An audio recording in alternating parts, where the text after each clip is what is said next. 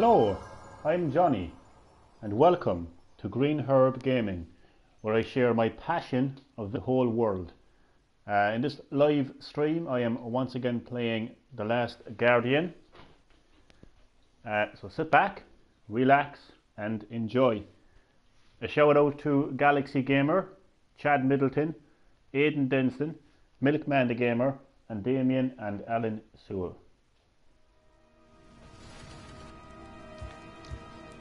Okay, so on the last stream, I landed here, so we'll resume. So, my mythical creature slash guardian slash pet, whatever way I want to describe him, he's scared of these two mirrors. He can't progress any further until the two mirrors are destroyed, and my character is going to try to get up to those two mirrors and destroy them.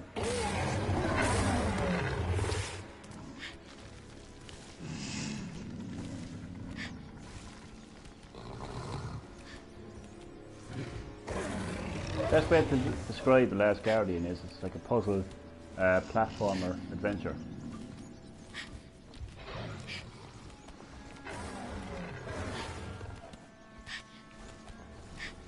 Right, so I can drop down here, or I can jump on these platforms over here. I'll try that.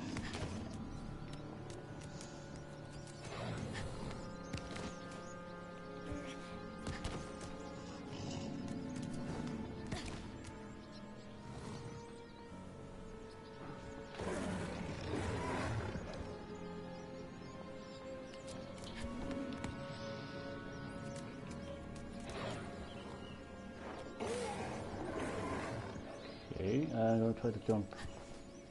Shit. Didn't work.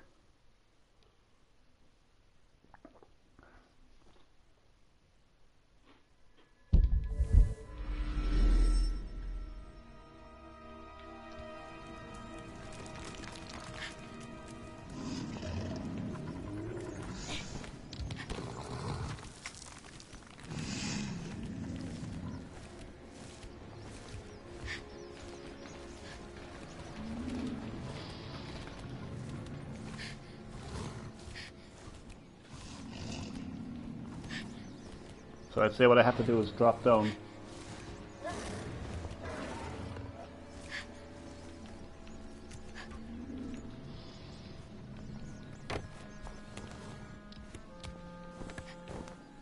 Push it. Drop down here, I'd say.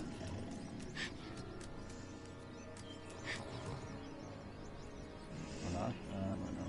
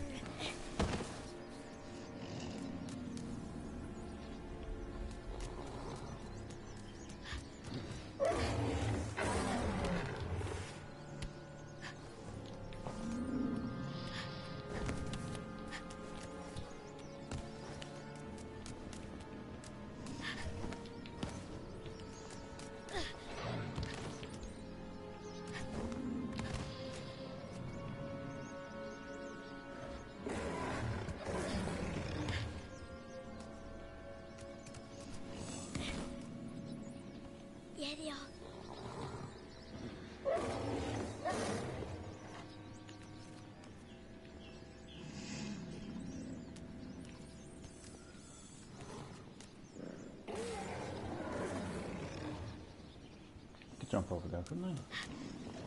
Try again. I knew it. I just didn't jump far enough the last time.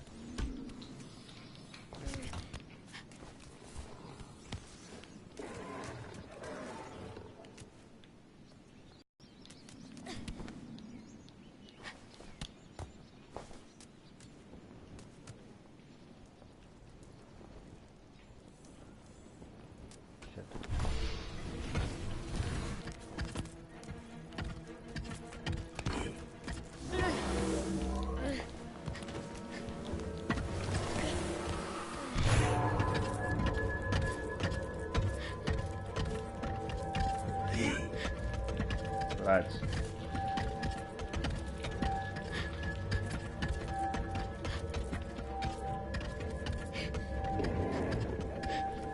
The hell?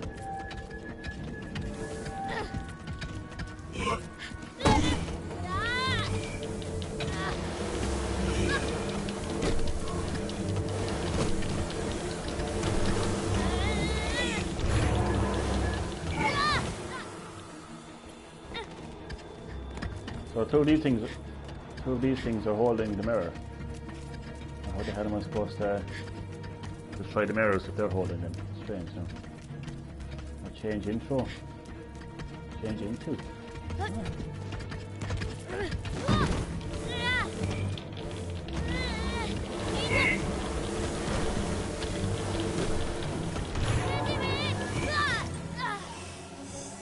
Change into what?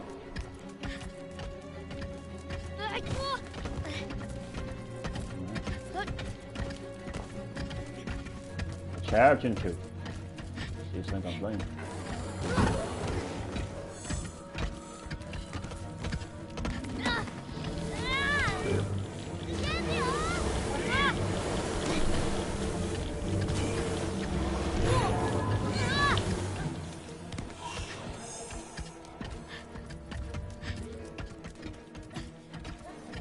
Two seconds off. I was gonna get my phone.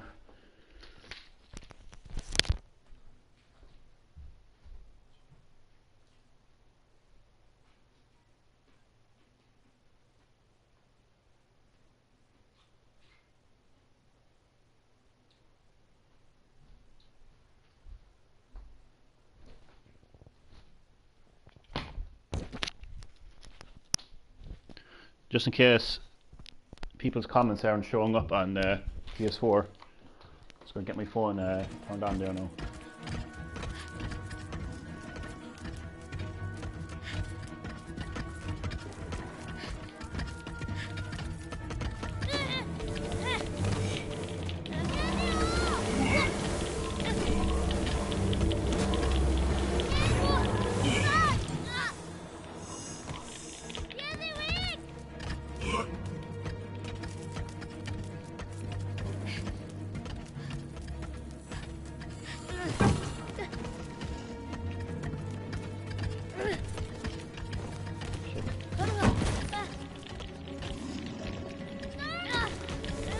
I'm not too sure what to do, to be honest.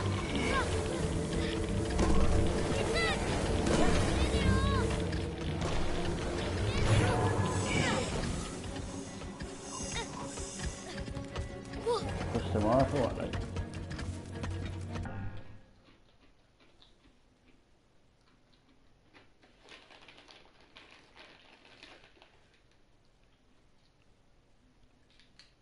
Just 2 seconds there.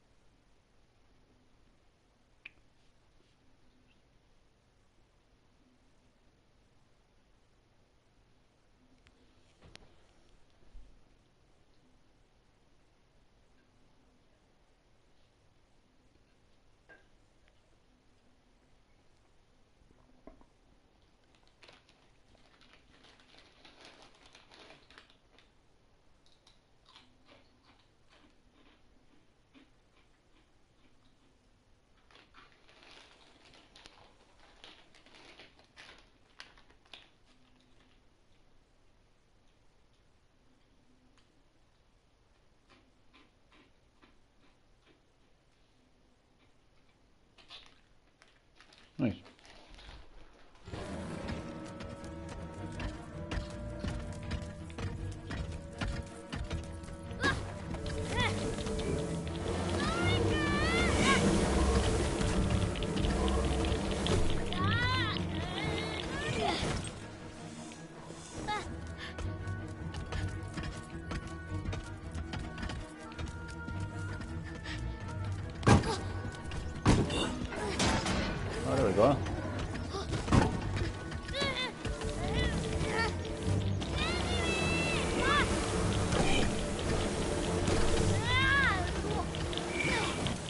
they're holding these two mirrors to fend off the Guardian.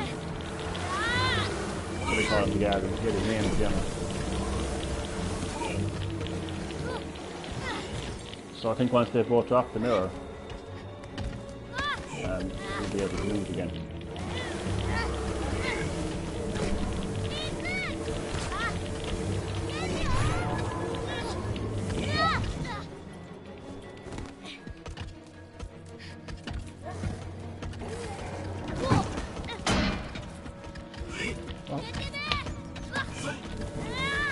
Oh, so I can push them off. Okay. Well, I was worried I have to push the buttons off. Okay.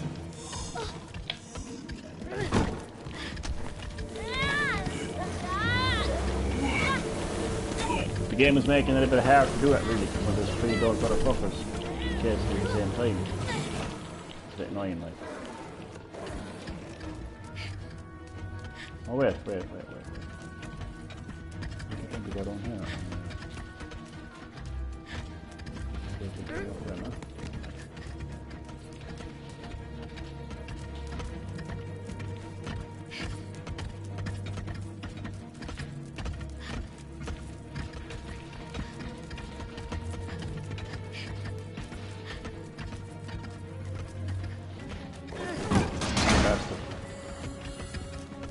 Fuck off, that's it. Come on.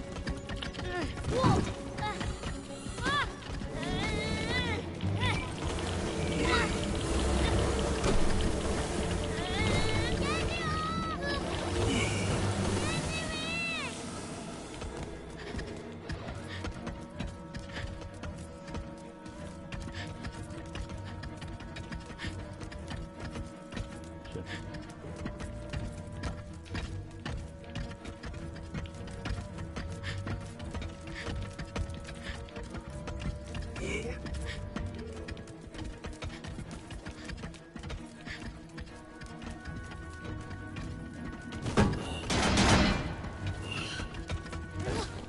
Fuck off, will you?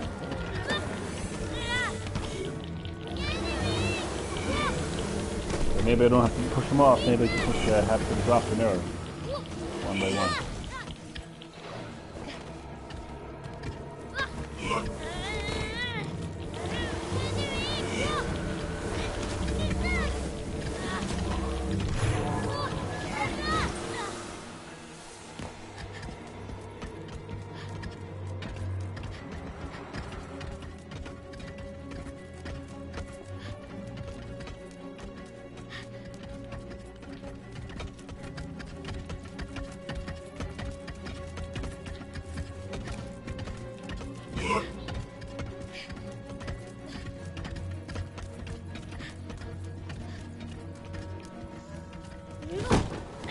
Bastard.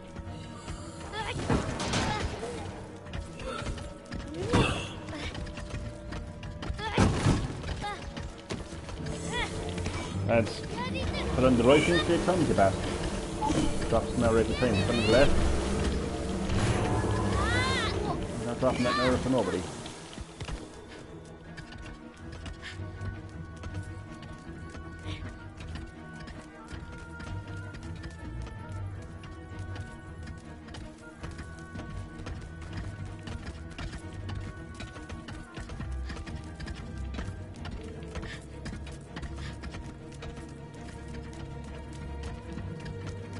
I'm gonna go for the right guy first. Oh, drops it then, like. Alright, watch this try then. Ah, he won't drop.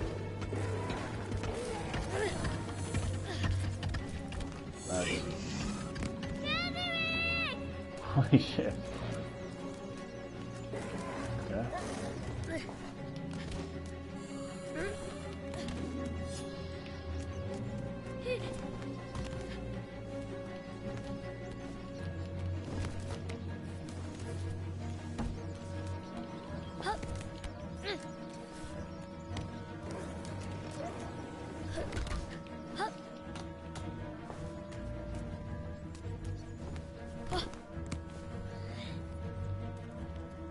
Where the fuck did they go?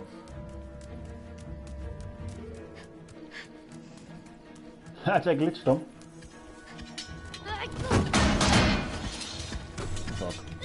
Ah, fuck. Yes! Haha! No, the mirrors have been destroyed. Please break the roll. Now all hell breaks loose. It's gonna go shit now.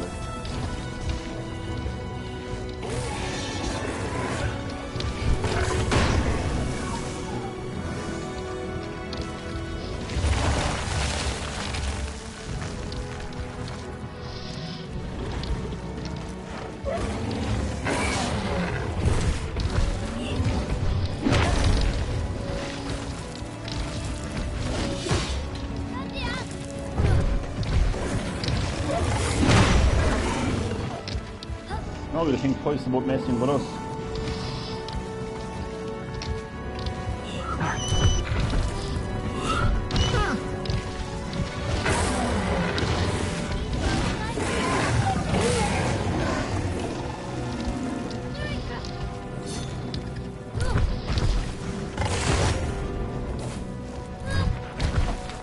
The last of them, I think.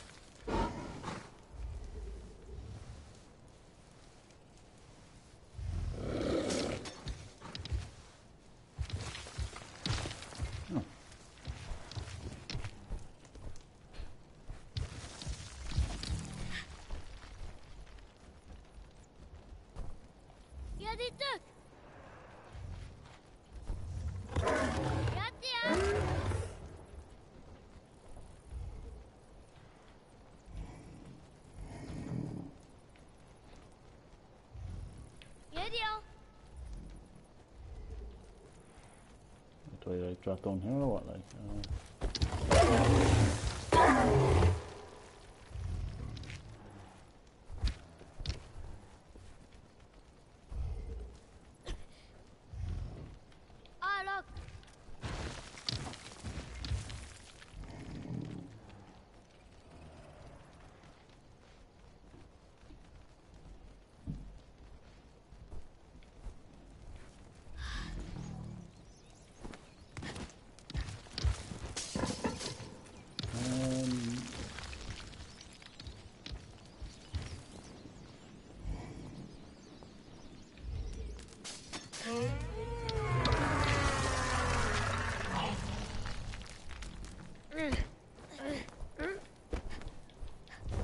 Chad Middleton.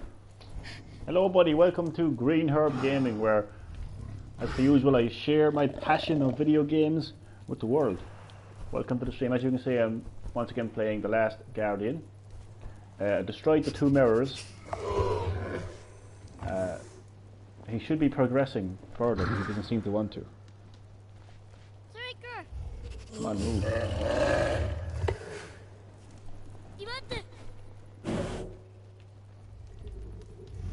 I have no idea why he's not moving.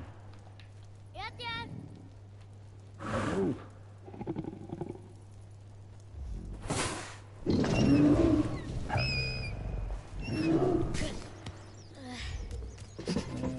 Go back down.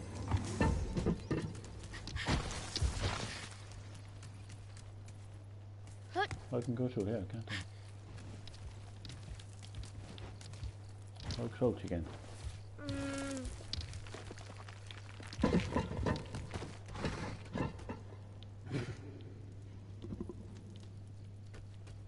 Oh.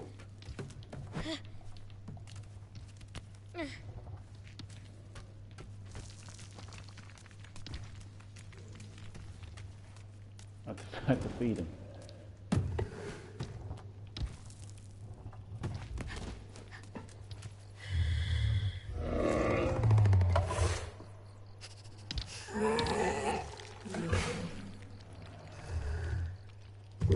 Eat. Eat, you're hungry.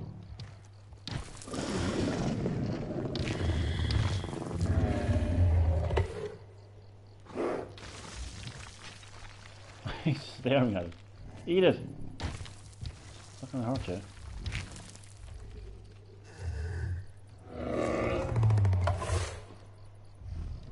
What are you doing?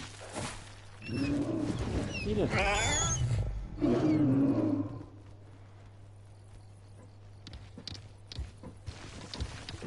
Now lads, we could just eat the thing, for fuck's sake.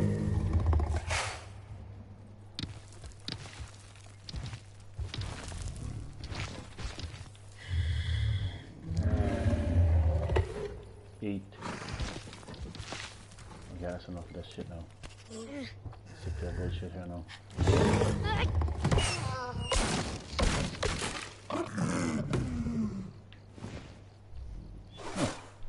Let me go now. Stan Lee's business manager, Kaya Morgan, is getting charged for elder abuse. What the hell? What happened there?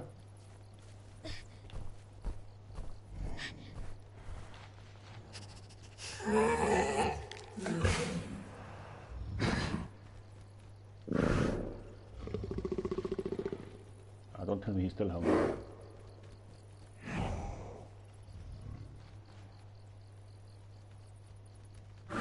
Come on, let's go. Hurry, girl.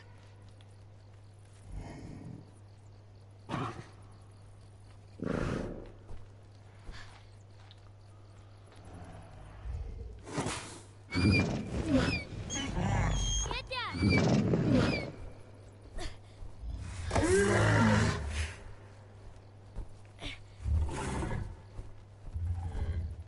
Esau, Esau.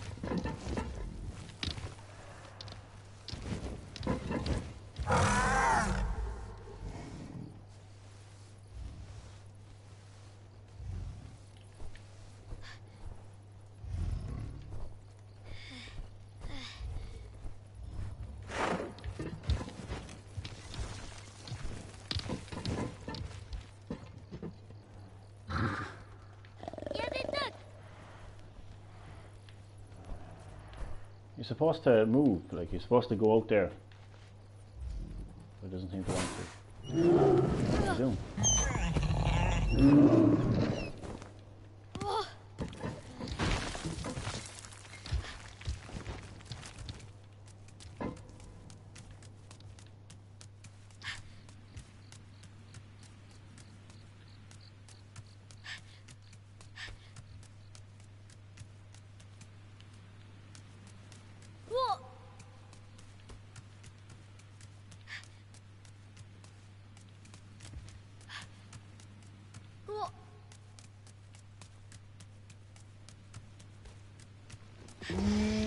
The hell? How did he get through here?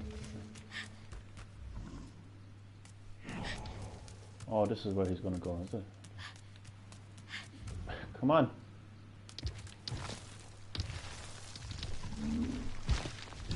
Oh, he's still purple. Purple eyes.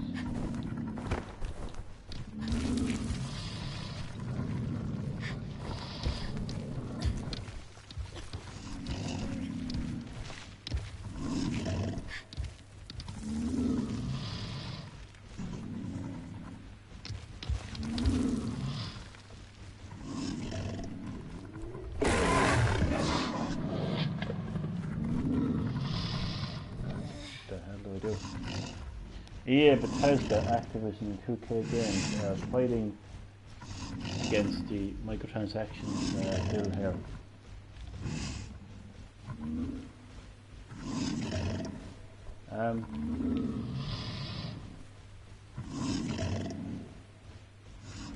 Yeah, Chad. Yeah, microtransactions is it's very controversial in today's world of gaming. Where the hell do I go?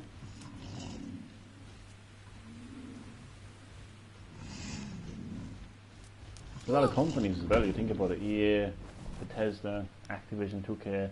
That's like that's you're talking about Battlefield, Fallout, Call of Duty, NBA and wrestling games.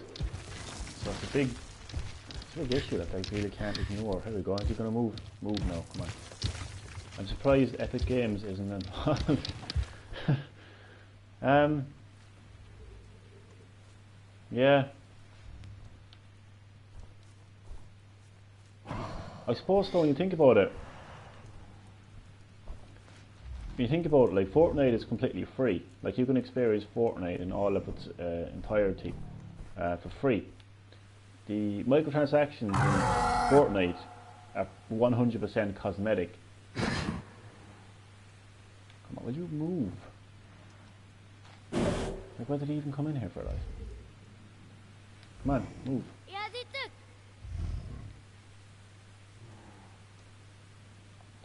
Oké.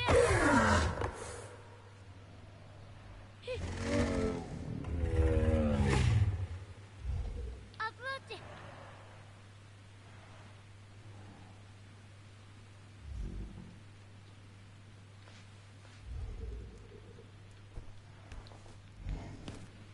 Okay.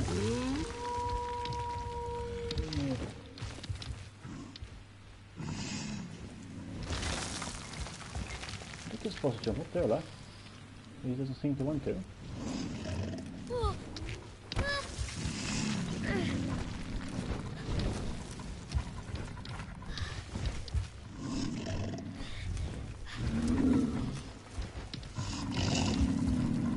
Sorry, girl.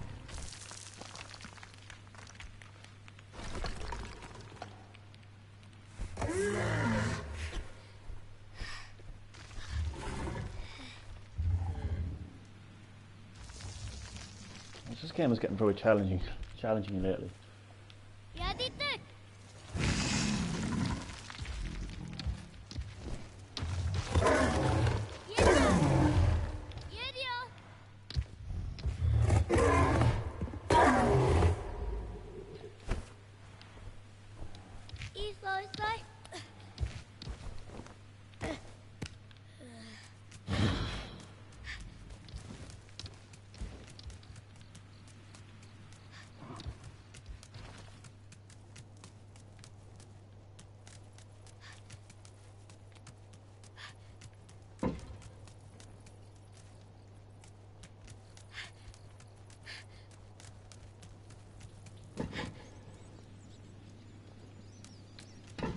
I swear that where did I come in again?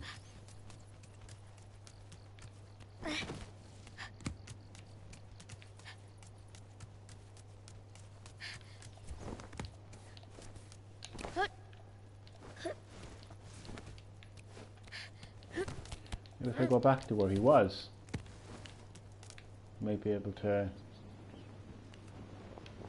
Oh, lads. I might be able to.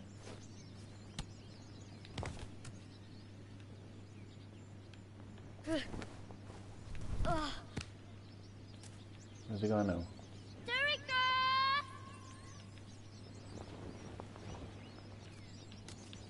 That he's gone.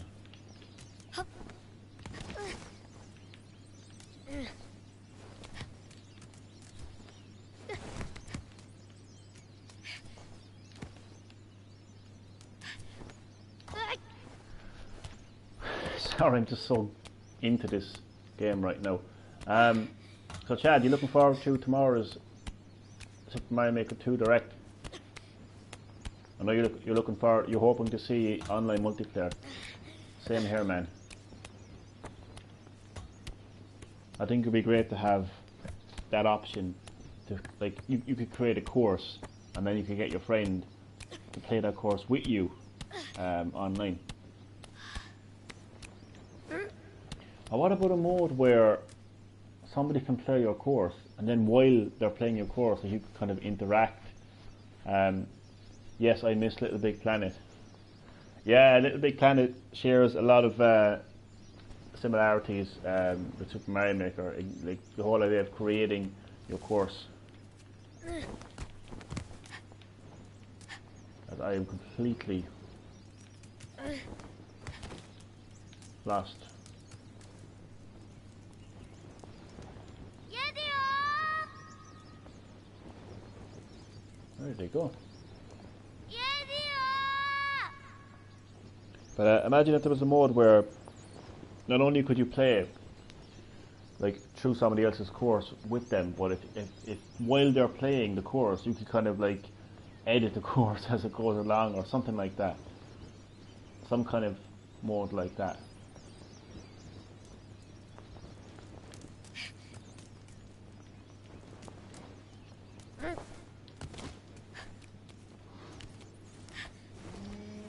Oh no, here he is. I hear him. I can hear him. I hear him. Where is he? There he is. Look at him just peeping his head out like. God, I love this game.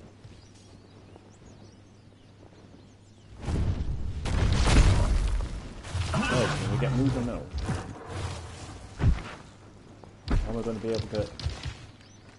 Just give me your tail. Give me your tail. I'm scared to jump here because... Hey! Motherfucker, give me your tail. Hello, I'm down here, yes? Can I have your tail, please? Why are you standing up there? Leave your tail, you gobshite. Yadio! Where's he gone?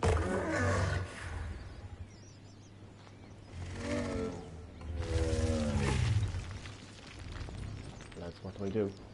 Oh, wait. Do I have to just... I'm stupid. There we go. I'm scared. Now we can move.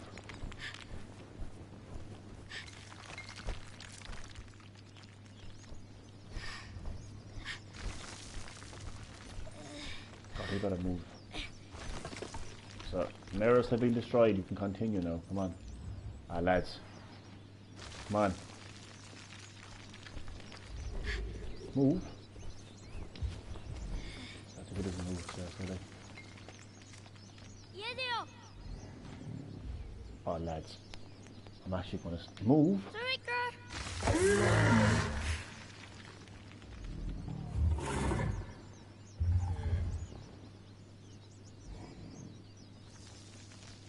Oh, for fuck's sake. I'm going to strangle the motherfuckers. Yadio! What are you waiting for?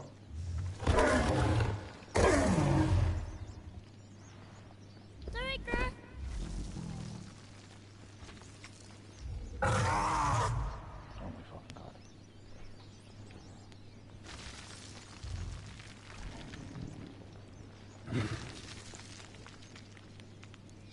I broke the two mirrors. There's two mirrors over there that he was afraid to go to. I broke them. No, where do we go?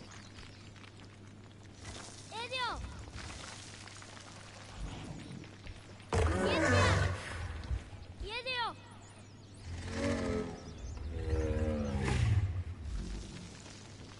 Lads, I think I might have completely fucked up a little shoot.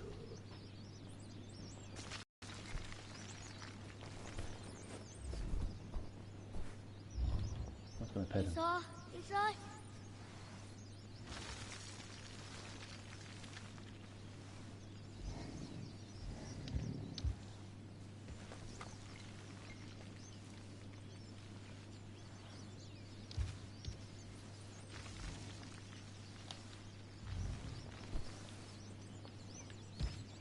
Yadio!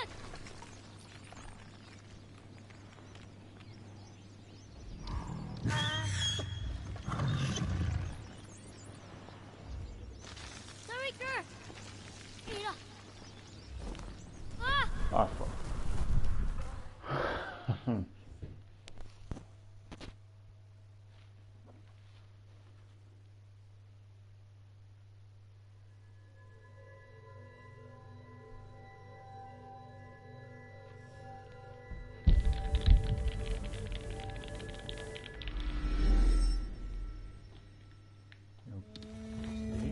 Back in here again. So where do we go, Alex? Where do we go? What's happening?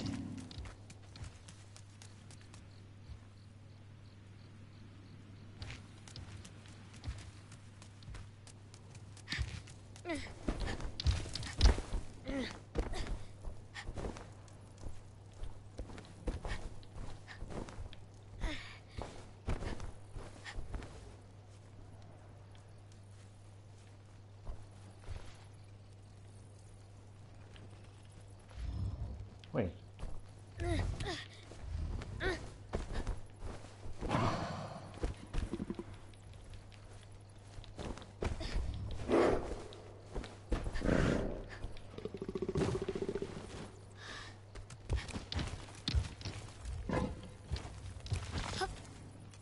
How does that?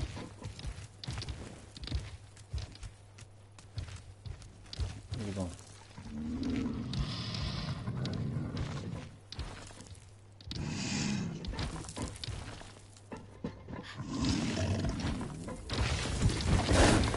Shit.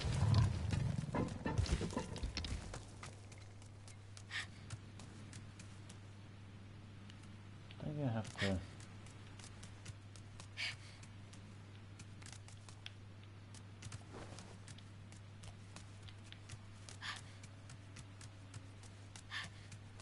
They put their heads back together.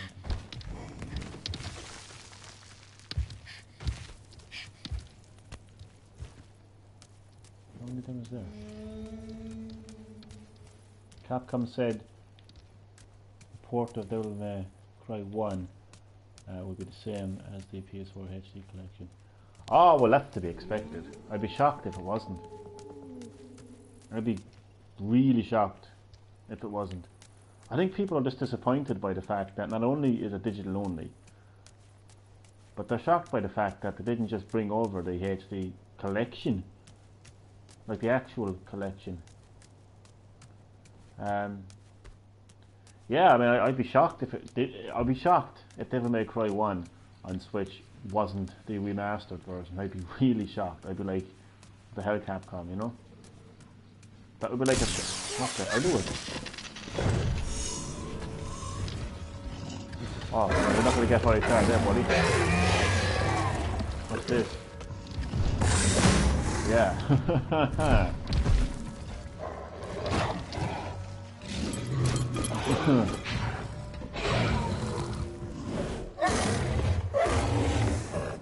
That's what happens when you mess with me.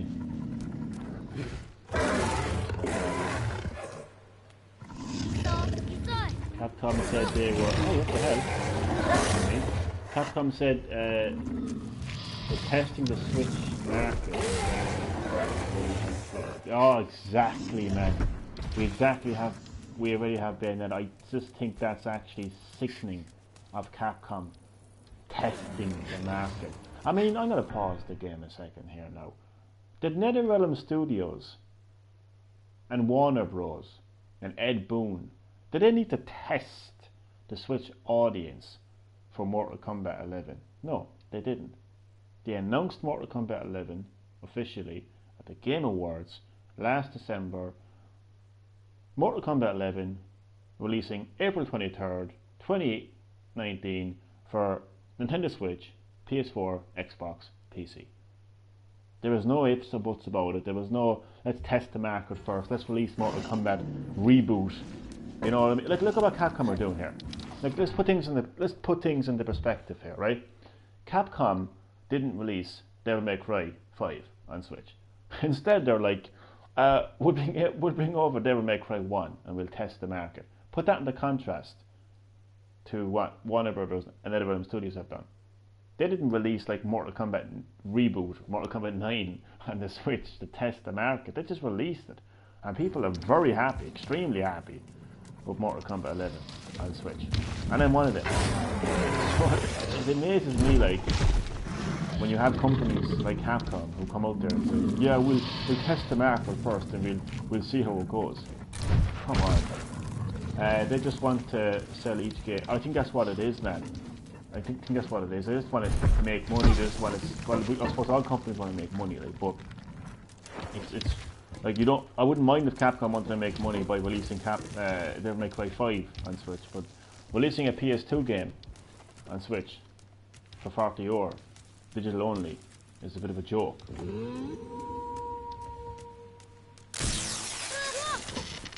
God, come on, get him, get him.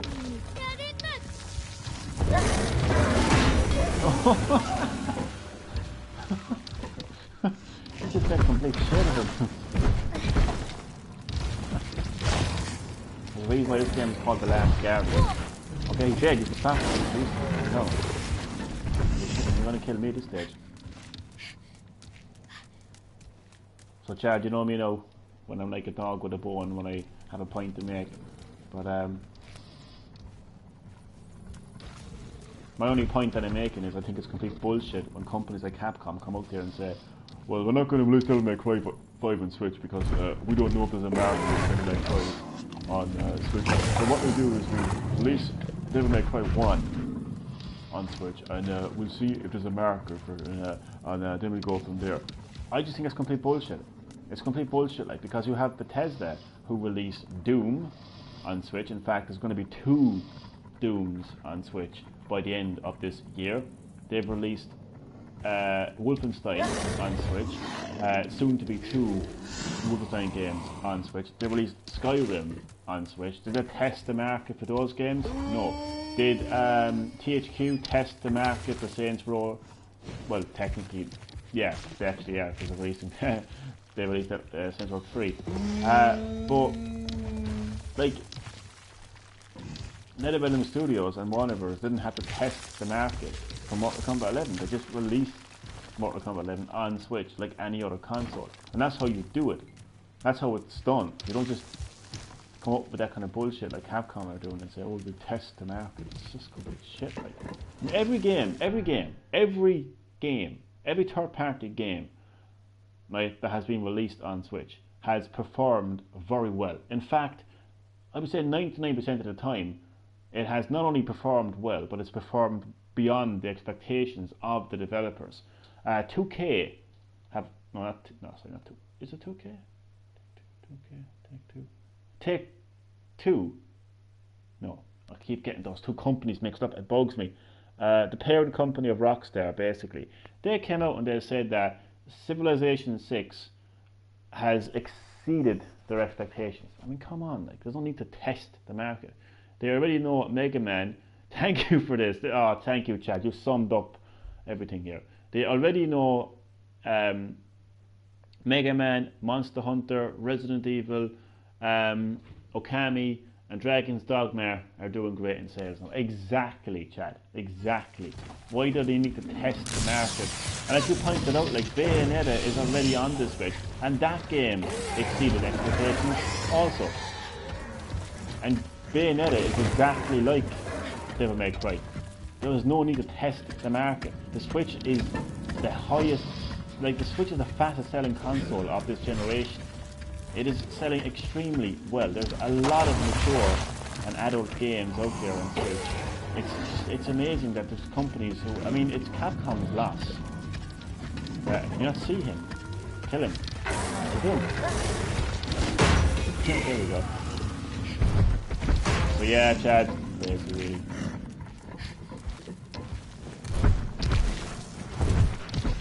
Stop jumping instead. So yeah, Chad. NetherRealm Studios released Mortal Kombat 11 on Switch. No questions about it, no episode boats, no battles. And then Capcom released Devil May Cry 1 on Switch. Crazy. We also have 4 different Warrior games doing great on Switch. Yeah, there's every game on Switch is doing great. That's the great thing about it. Like, I mean, Rockstar released L.A. Noire. No, I know that's technically based also a PS3 game as well. But there was no like ifs or buts about it. There was no amazing how we think about it. There was nothing like that. Oh wait, I think I have to get rid of those.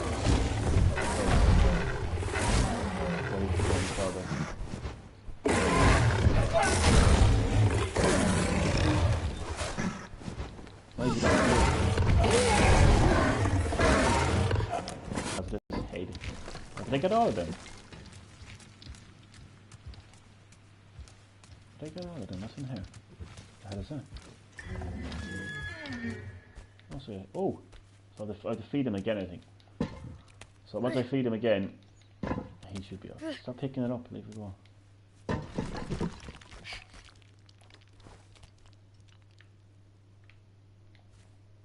There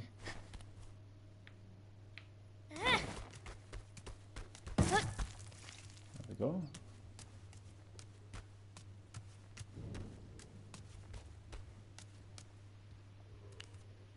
Nintendo Switch is just 5k units behind the PS4 in the lifetime sale. Yeah, I read that. Like once again, Nintendo Switch is performing exceptionally well in sales across the world, and not just hardware sales, not just Nintendo Switch sales, but also software sales, like Nintendo Switch games are selling extremely well. And it's not just Nintendo games that are selling extremely well, it's games like L.A. Noire, it's games like Bayonetta 1 and 2, it's games like Doom, it's games like Wolfenstein, it's games like Mortal Kombat, it's massive third-party games that are aimed primarily at adults, at the mature audience. And you have companies, great companies, as I mentioned, those games there. You know, you got Bethesda, you've got NetherRealm Studios, you've got 2K, these big massive companies who have no issue whatsoever bringing their games, their mature games, to the Switch. Again, NetherRealm Studios bringing Mortal Kombat to Switch, there was no issue. The game runs in 60 frames per second, for Christ's sake, on Switch in handheld mode. You know, there's no issue. There's no technical issue bringing Mortal Kombat 11 to the Switch. There was no market issue bringing Mortal Kombat 11 to the Switch. There was no sales issue bringing Mortal Kombat 11 to the Switch. NetherRealm Studios said, we're releasing Mortal Kombat 11 on Switch. And that was the end of that. There was no need to test the market or nothing. So it's just so strange and stupid, quite simply. Stupid when you have Capcom coming out there saying they're going to test the market for Devil May Cry. As if somebody would not want to play Devil May Cry 5 on Switch. I mean, come on. It's insane. Okay, I think he's ready to move now. He better be fucking ready to move now. As I'm going to go off in the game, seriously. What more do you want? I destroyed the mirrors. I destroyed the heads that you're scared of. I fed you, and you still ain't going to move. Lads.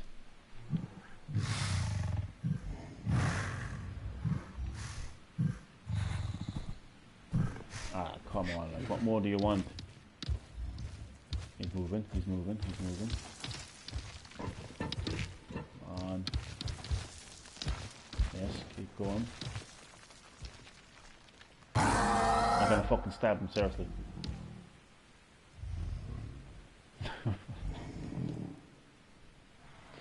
I'm going to kill this motherfucker, seriously.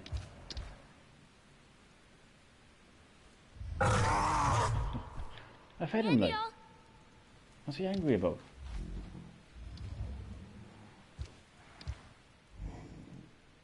What does he want?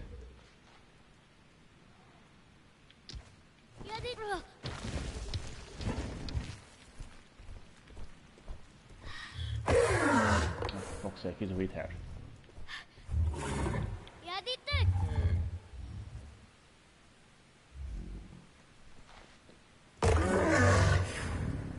Move.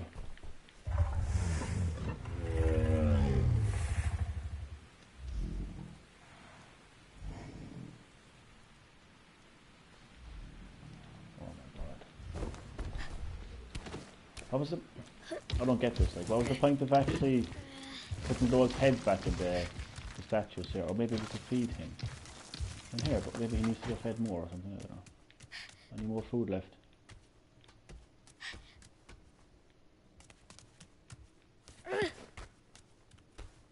Yes, he must be really hungry.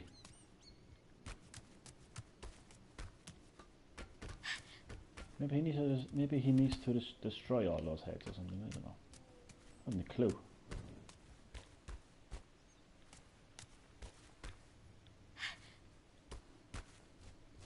Wait, there's something up there. How do I...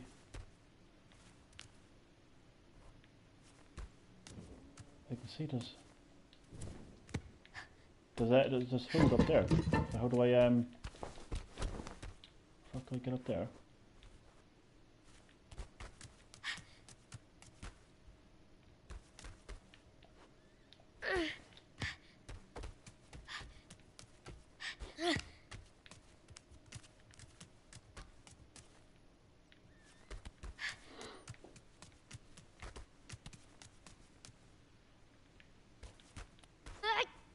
Am I looking looking at this properly, there was... I'm seeing things, to be honest with you now. No, there's a barrel, I can see a barrel, there's a barrel up there. But, how do I get up there? Oh, wait a minute,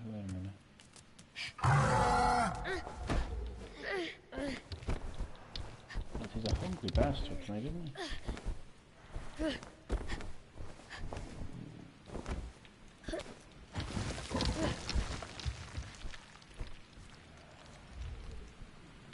Idiot! Ah, look.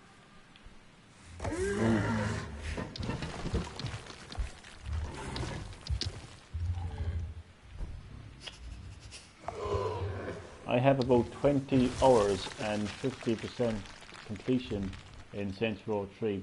The game has been fun as well as Dragon's Dogma. So you're talking about two, like, I hate that word hardcore. Every time I say it, like a quote unquote hardcore, like adult game.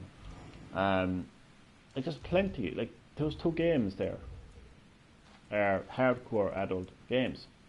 Saints Row 3, I mean you can't get any more adult than Saints Row 3. I mean right now on Switch, okay, you've got Saints Row 3, you've got Mortal Kombat 11, you have Doom, you have Bayonetta 1 and 2, you have Alienware. There's a ton of these type of games on Switch.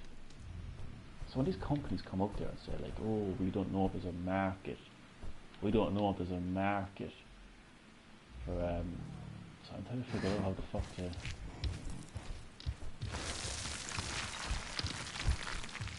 Assassin's Creed 3. All these games, man.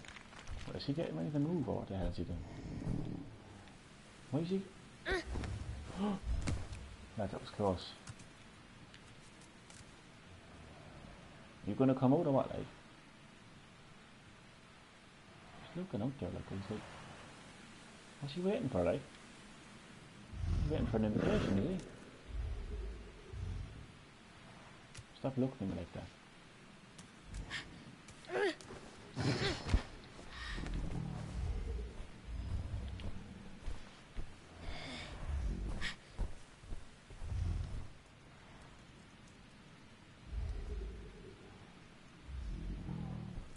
Ah, look.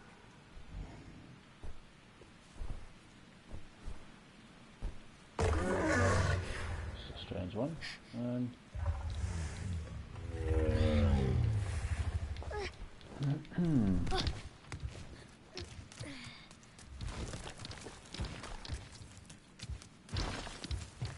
That game is actually releasing soon, isn't it? Assassin's Creed 3.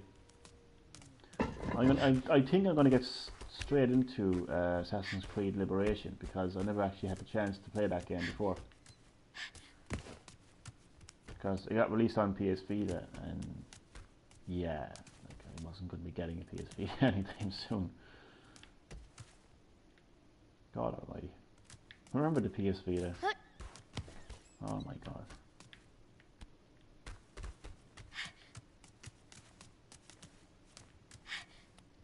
I remember everybody, well not everybody, just the crazy fanboys.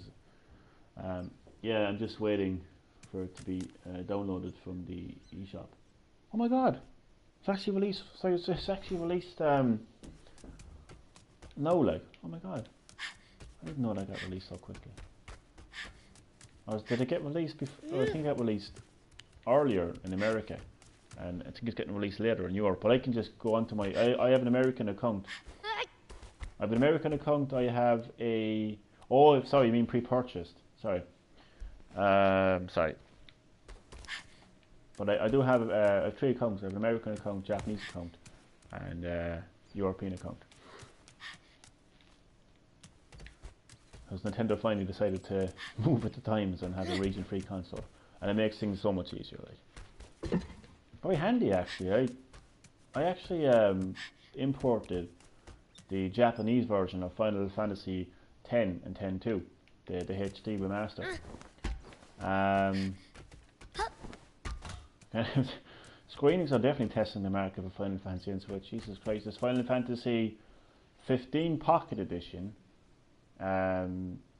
the World of Final Fantasy, Final Fantasy Chocobo something something, which I'm shocked I still haven't gotten because I actually love Chocobos.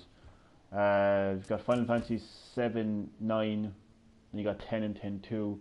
Final Fantasy Crystal Chronicles is coming out soon, and Final Fantasy 12 is coming out as well. So it's like they're definitely testing the market for Final Fantasy, and that's for sure. But we want Final Fantasy 8.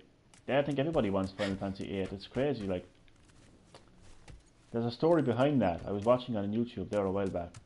Something to do with the original source code of Final Fantasy 8. It has something to do with that anyway.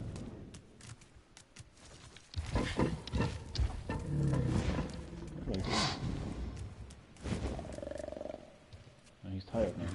I'm tired too. There's two way to go.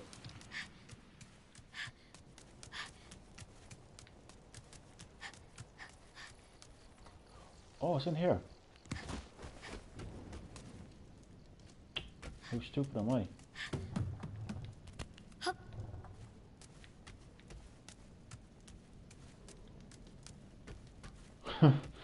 Jesus, man. This is what happens when you play a game late at night. That's always my excuse. If I played it early in the morning, I'd be using the excuse that I'm too tired. And like, you know, either way I'm still gonna complain. No, this is, I swear to God, if you want some more food, this game is like fucking having a child or something. You know, you break the mirrors for him, you fucking you destroy all the scary statues for him, you feed him once and twice, and he still isn't fucking happy. And now you won't even eat his fucking food. Eat your food, you miserable bastard. Is he scared of his food? No. Ah, no, look at this.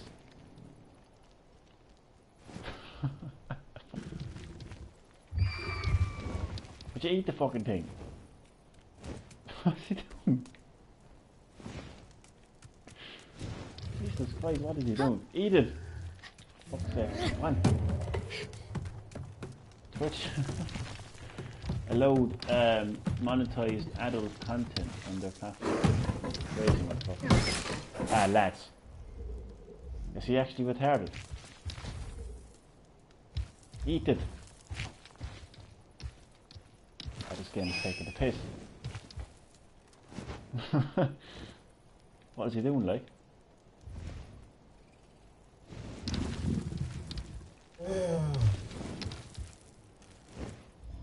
Don't you... He's testing my patience on this. Look, eat, I'll fucking feed it to you. I'll hand feed you. Would you eat it? Will you be getting a PS3? I had a PS3. Oh, wait a second, because that stupid fucking statue head. I had a PS4 years ago.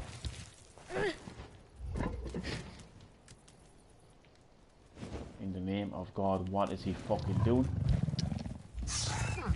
What's wrong with you? Will you eat the fucking thing?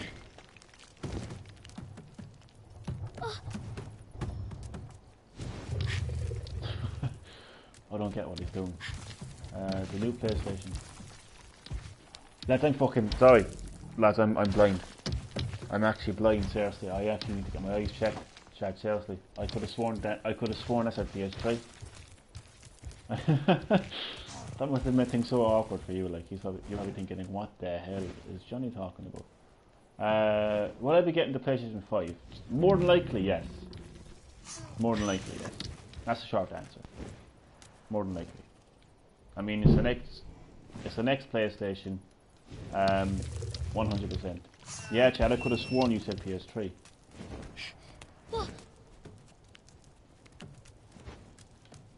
But yeah. Like, I don't know what the PS5 is going to be. I don't know how much it's going to cost or anything. But it's the next PlayStation. I've had every PlayStation before it. This guy is seriously. What is he doing?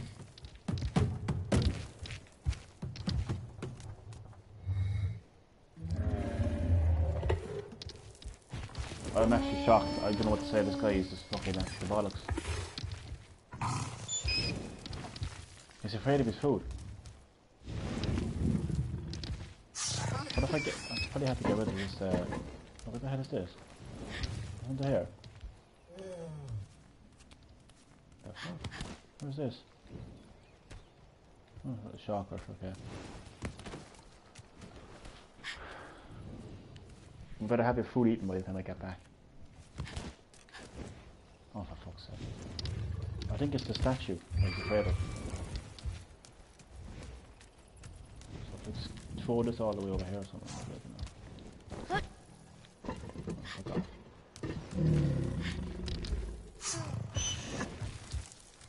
I'm beginning to think there's something wrong with the game at this stage. Eat it.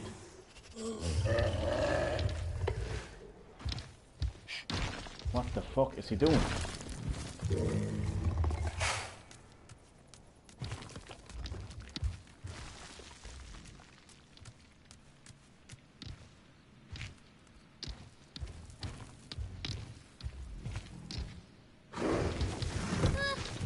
Time.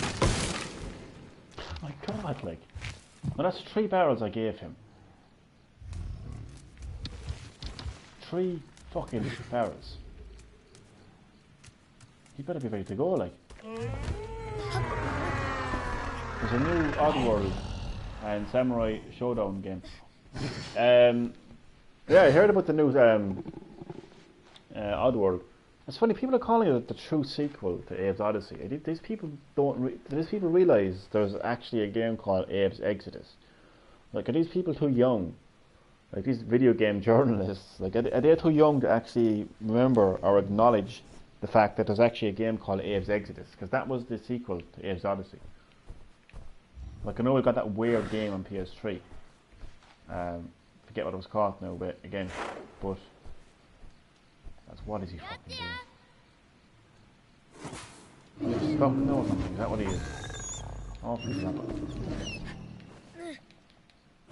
I'm after giving him 3 barrels, like, come on, like. What's he doing? Can we leave now, like?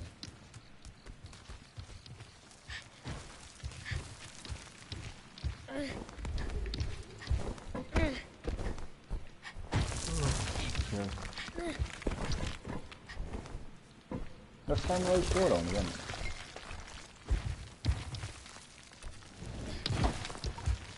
He's moving. He stopped. He's moving. Go on. Where the fuck is he going? What the hell? What are you staring at?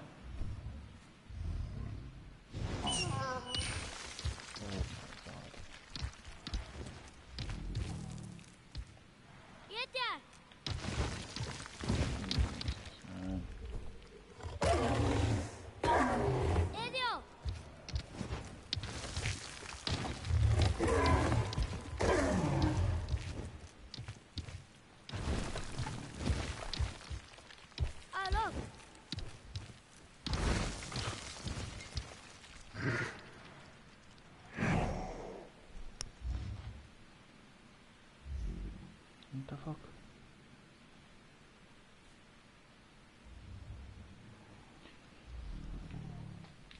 Lads. Isa. This fucker, like.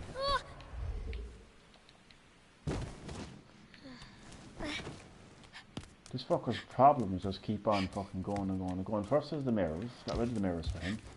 Then he walked, I can't pass here. Oh, I can't pass there. Those fucking statues are scaring me. So I took care of that. Oh, I'm hungry. Gave him 3 barrels. And the fucker's still complaining. What is wrong with him? He doesn't know what he's coming or going to, the truth. What's he looking at, like? If you want to go out there, just go out there. Just don't forget to take me with you. I hope Square Enix bring Sleeping Dogs and Jules. I actually forgot about that game, actually. Sleeping Dogs. Yeah, they've got a huge catalogue. Would you get the hell out of here, seriously? I just hope that their E3 thing isn't a fucking highlight reel or a YouTube playlist, as I call it, this year. That's what it was. It was basically a YouTube playlist. Games we already knew about. I can't even get me. I'm actually, you know what? I'm actually just tired of this Final Fantasy remake, 7 remake. I am. I'll be honest with you, I'm just tired of it. Like, I mean, the game got announced, I don't know how many years ago this did. And I'm not a fan of the new battle system. I'm just not, like, it doesn't belong in a remake of a classic game, like, because the audience for Final Fantasy 7 are a different audience compared to today's gamers, like. Having a modern battle system in Final Fantasy 15, it makes sense because Final Fantasy 15 is not only a modern Final Fantasy game, but it's a modern video game, and it was released on the modern day of gaming. I'm hearing they're going to remove the Cloud drag scene from the raid. I don't know if I'm surprised. I don't know how I feel about that. I don't know what the reasoning behind that is. It's like, it's kind of like, it's a double standards. Like, is it like, oh, that's so offensive. That's so offensive to the transsexual community. Oh, we can't have that. What if Cloud secretly wants to be a transsexual? Are you therefore denying his right? So these people with the double standards, man. This is crazy.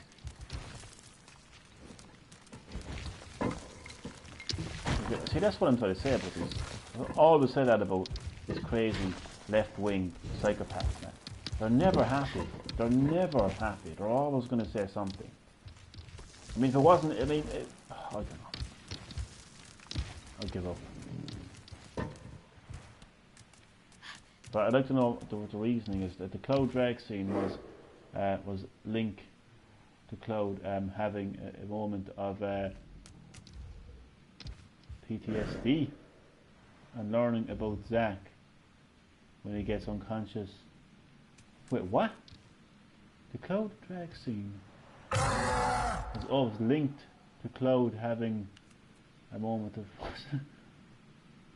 Jesus, I've never actually completed Final Fantasy 7 before, but I am aware of the character Zack.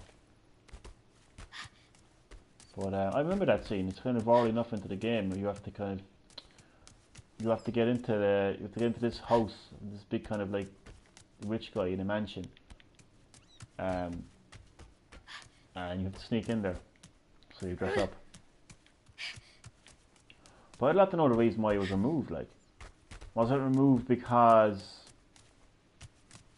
I don't know? I'd like to know what the reason why they removed it for is. I want to laugh. Like, I want to be able to laugh at their stupid, hypocritical, like double standard, retarded logic. Because I can guess. I would. What's he doing? We don't agree. You doing a smashed again? I wonder.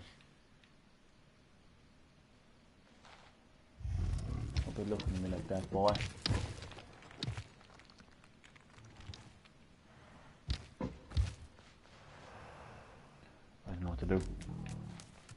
Ikigo.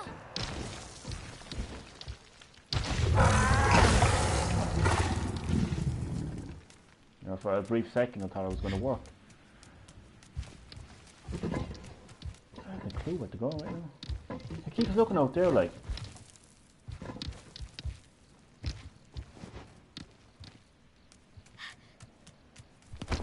Why is he just staring at the fucking thing?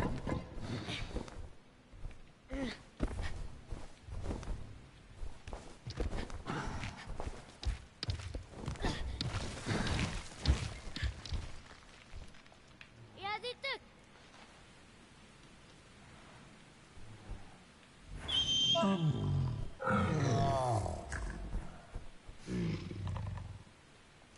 Sorry, girl.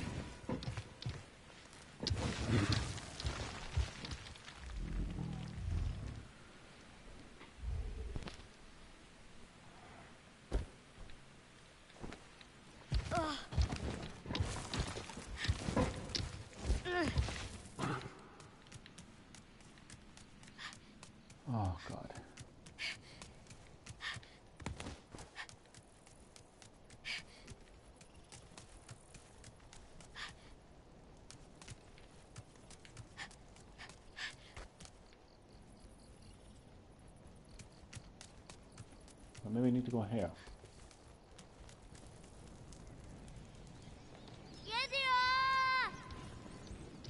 I got a feeling this is the way to go.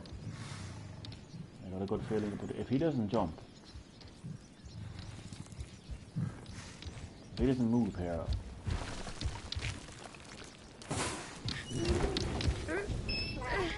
There's a new Earthworm Jim game. That's one game I never actually had the opportunity to play, but it looks crazy. I might get it. Please move. Oh, I like that.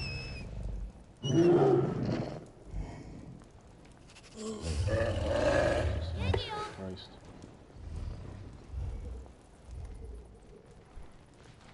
Ah, lads. How many more things do you have to do, like? Oh, this is fucking.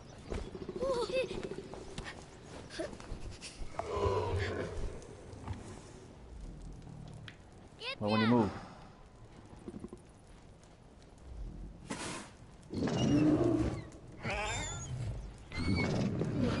Be happy, still hungry.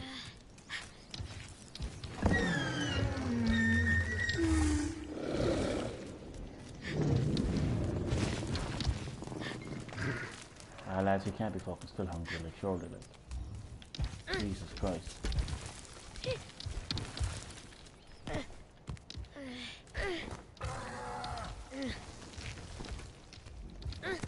Oh, good thanks. Good thanks.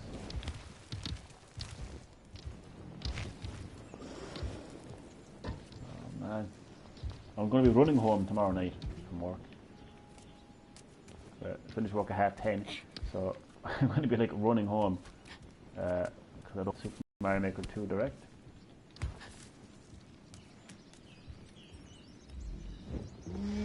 Like, where did he go? Hide and seek. Where'd they go?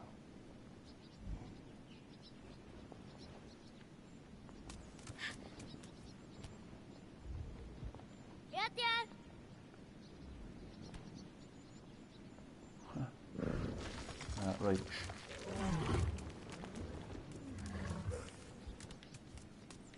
It's actually funny, I was actually watching the reveal, not the reveal, sorry, the gameplay reveal of Doom Eternal last year in work.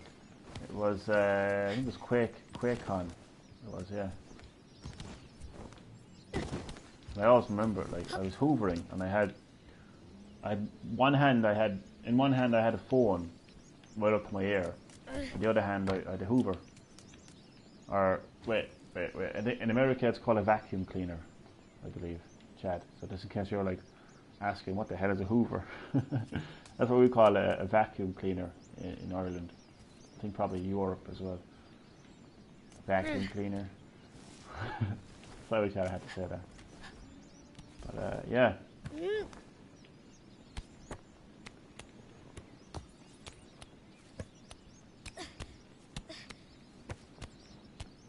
It's so funny, Chad. The first time that you joined my stream, I was convinced that you were a friend that I know that was pretending to be somebody else. It's so funny. What the hell? He's gone. Where is he? Oh yeah, he always jumps there. I'm getting too excited there. But he should be able to move now. I fed him. Where the fuck is he? I'm going to have to feed this motherfucker, like, so he better,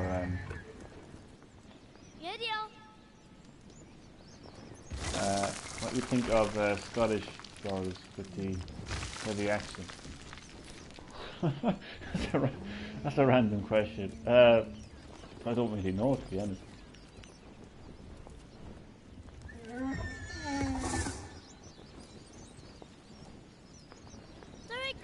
Oh wait, I have to go around here or something. Wait, does he keep moving his tail? So he better move now, like. I gave him 3 barrels. I don't think there's actually any more barrels left, to be honest. Fuck's sake, move, come on, like. Not this bullshit, no, like, stop.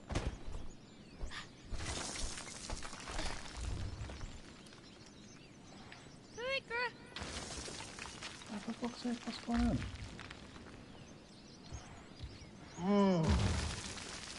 Yeah.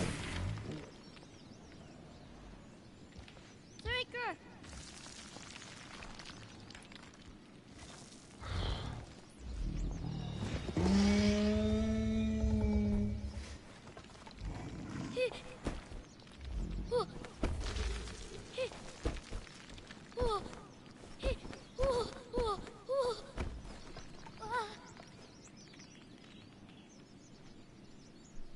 There we go. I'm jumping his head. Oh, you shit.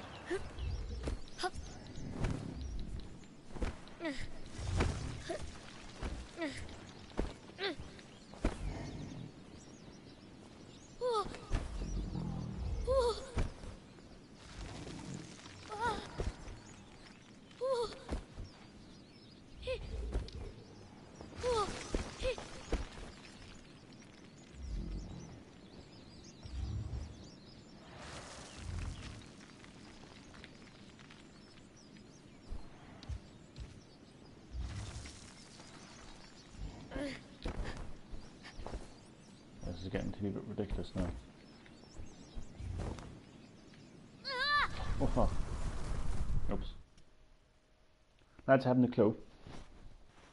Haven't a notion where to go.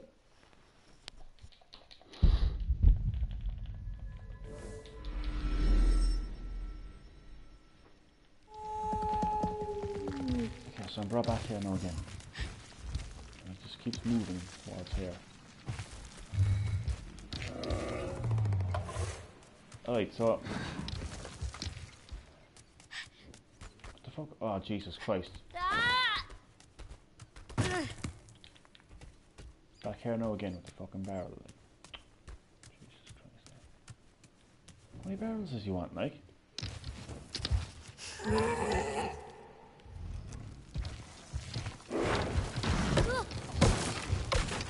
Second barrel. Yeah, so and then you have to go over here. Maybe just go looking for barrels, so maybe this is more than one barrel. Possibly, I don't know. See, I always presume things in game. I just presume, like, it's funny, like, I'm like, it's like, I don't care game. I fed him already. You know? Tell the game, like, what to do, like, you know, I'm telling the game that he's not hungry, like. What the fuck?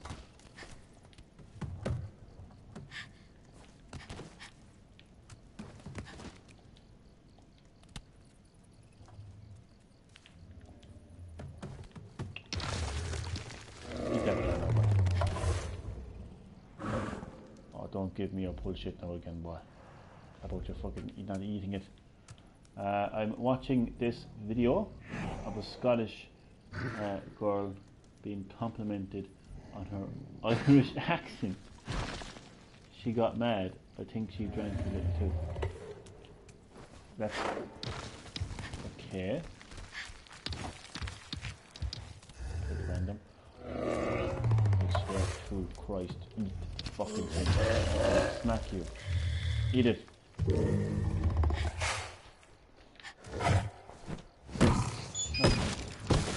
it. Okay. So, what do we? Come on, you got fed. Come on.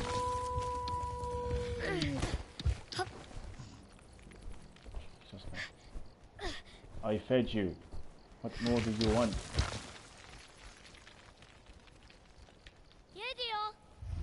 Oh my god.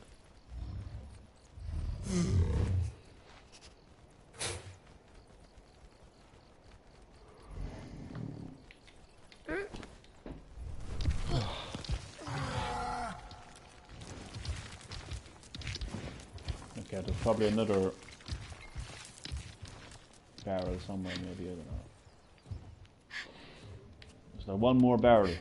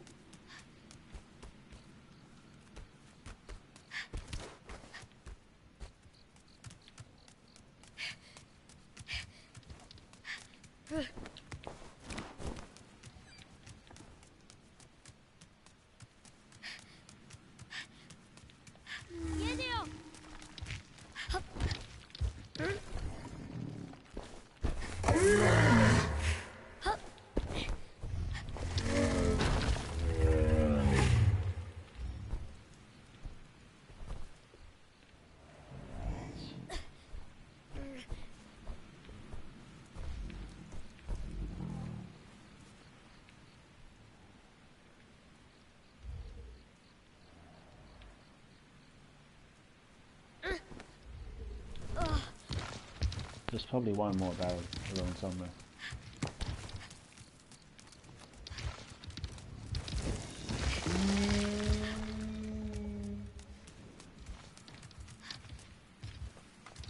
Eureka came back on stream.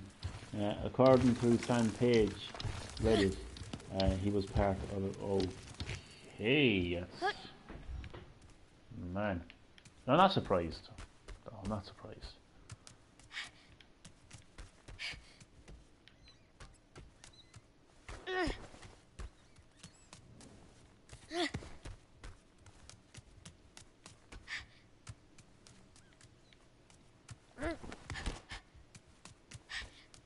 I was watching bits and pieces of his Instagram thing. Like, did he threaten to assassinate the president? Or did he threaten to kidnap the queen? Or did he threaten to, like, bomb New York City? Or did he... Like, what did he do? What did he do that led, like, a SWAT team, like, literally, because I'm not, like, I don't know how America do it, you know, I don't know how America do things, you know, I'm just used to Ireland, but what led to that, like, what led to a SWAT team, like, breaking into his home?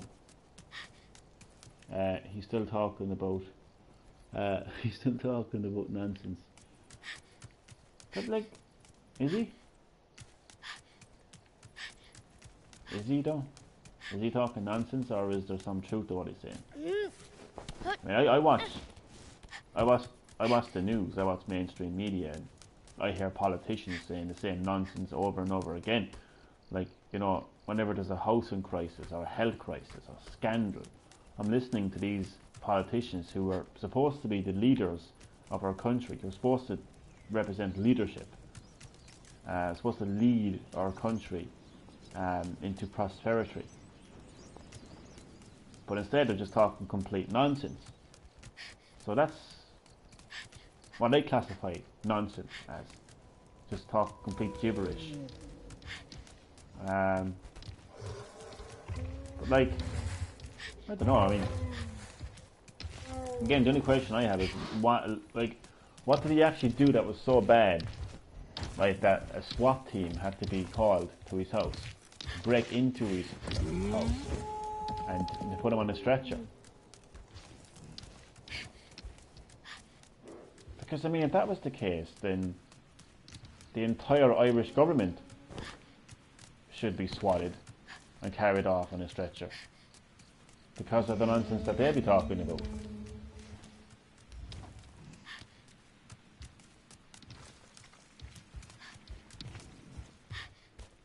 So that's just the world that we live in, isn't it? Nothing surprises me anymore, Chad. Nothing surprises me anymore.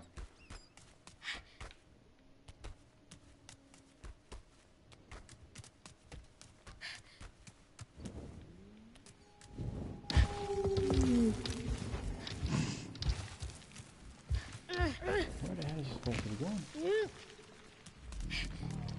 going? He was posting with a gun and sending death threats of the president, from what I heard.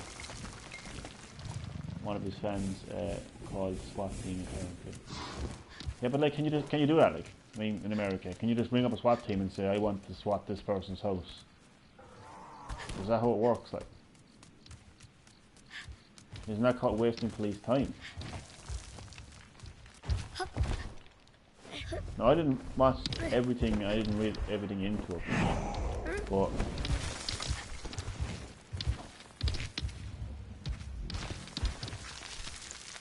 I just think the whole thing was a bit OTT. If you ask me, I just think the whole reaction, the whole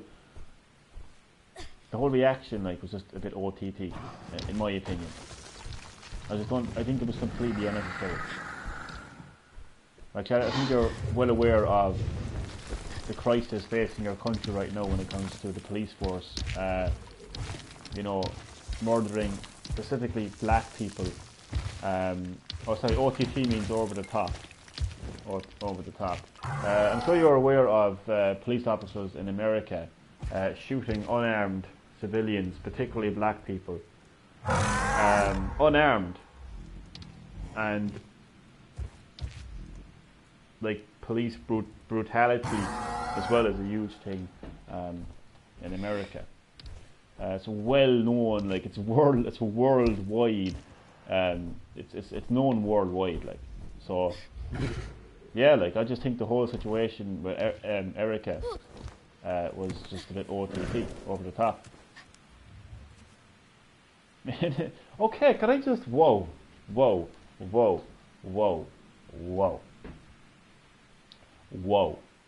So, and I'm actually going to end the stream with this because I can't figure out what to do in this game. So, let me get this straight. Let me get this straight. So, a psychopathically man can go on a live killing spree in Christchurch. Like, take out his phone, start the Facebook Live video, and go on a killing rampage for like 40 plus minutes. He's allowed to do all that. And he was allowed to kill all those people before anything was done. Yet Erica decides to be a complete idiot and record himself saying stupid things. And there's a SWAT team called to his door, like within minutes, and is carried off on a stretcher and called crazy. There's both police and gang brutality. Chicago has gotten worse over the years. So do you see my point there, Chad? And I have a second viewer as well. So maybe my second viewer might agree or disagree with me. Feel free to let me know your opinion in the comment section below. I just think I have a very strong view that the world that we live in today is so unbalanced, so hypocritical. But the biggest thing is unbalanced. I don't see any balance whatsoever in this world. How is it that somebody can do a live Facebook video of themselves going on a rampage? A gunman can go on a rampage on a Facebook live video for 40 plus minutes. Facebook and their amazing technology, their amazing algorithms, or whatever the fuck it's called. All that technology, this man was allowed to go on a rampage and kill multiple people in Christchurch. Record the whole thing in a Facebook live video, and that was allowed to happen. Yes, in contrast, we've got Erica, a YouTuber, who's just acting like an idiot and saying stupid things, and a SWAT team is called. That's a bit unbalanced, in my opinion. But that's just my opinion. That's just my opinion. You know, that's just my opinion. I'm sure other people have opinions on that. Yeah, I just think the whole reaction to this guy, Erica, is that his name? Was a bit over the top. Like, I don't think there needed to be so much. The world is turning a blind eye to New Zealand. Not necessarily. It was kind of it was severely. But this happened in New Zealand, didn't it, with the gunman? Yeah, I don't think they were turning a blind eye to it, to be fair, Chad. I think that was really, really highlighted across all mainstream media. It really was. However, I feel the world turns a blind eye to the numerous Christians who are killed across the world on a daily basis. I believe the world turns a blind eye to that. As I said, every day of the week. Every day of the week there are Christians all over the world tortured and brutally killed simply because of their religious beliefs. So it ain't just Muslims that are being killed. It ain't just Muslims that are being prosecuted. It ain't just Muslims that are being attacked for their religious beliefs. It's Christians as well. What, should we all just ignore the brutality, the brutal killings of Christians just because of a scandal, just because of a handful of priests? We should all just like bury our head in the sand and just say, "Oh, nobody cares about the Christians." What about a paedophile prophet? What about the paedophile prophet Muhammad? What about him? Tacos, GDFN, welcome to Green Herb Gaming, buddy. My bad, I was thinking about the Notre Dame and Sri Lanka. Yeah, exactly. Good point. Because what happens when, like, a very significant Christian church gets burnt? To be fair, the mainstream media did report that, the Notre Dame church incident, but there was also, I think you're right about Sri Lanka. Christians were killed in Sri Lanka, but not even in Sri Lanka. Christians are killed, brutally killed, every day of the week across the world. And I believe that the world turns a blind eye to that. Again, it's not just Muslims who are prosecuted. So my Mindpex gaming account got disabled, so I guess my account is probably going to get disabled any second right now, so you're okay, no problem. So like, is it because of the scandals that face the Catholic Church right now that we all should just bury our head in the sand and not care about the brutal killings of Christians across the world? But how can that, like, where's the logic in that? Because the Prophet Muhammad was a paedophile. I'll say that again. The Prophet Muhammad of the Muslim religion was a paedophile. Because he basically, and this is all out there, he basically had sexual intercourse with a 6-year-old girl, married her when she was 9. This is Muhammad, everybody. This is the great Muhammad. This is the great prophet of the Muslim religion. So, what do we do about that? What do we do about that? Also, apologize, I haven't watched all your streams for a while. No problem, man. No problem. So, how do I wrap up this point? Well, I suppose it kind of ties into what I'm saying about how unbalanced this world actually is. It's cool. I goes, yeah, man, it's definitely cool, man. It's good to have you back. So why is it that we all should give our thoughts and prayers to one group of religious people, but ignore another group of religious people? What's the green herb question of the day? I'll think of that one now in a second. While I wrap up this point. So like,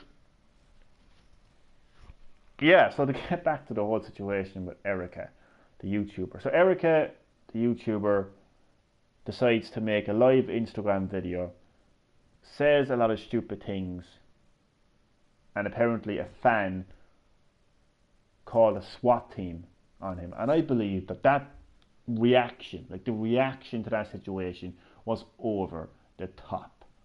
He wasn't hurting anybody. He wasn't harming anybody. He didn't have a hostage in his apartment. Again, he wasn't hurting anybody. He wasn't even hurting himself. Green Hub questions. Whoa, I haven't been. Yeah, every now and again I have a question that I kind of ask.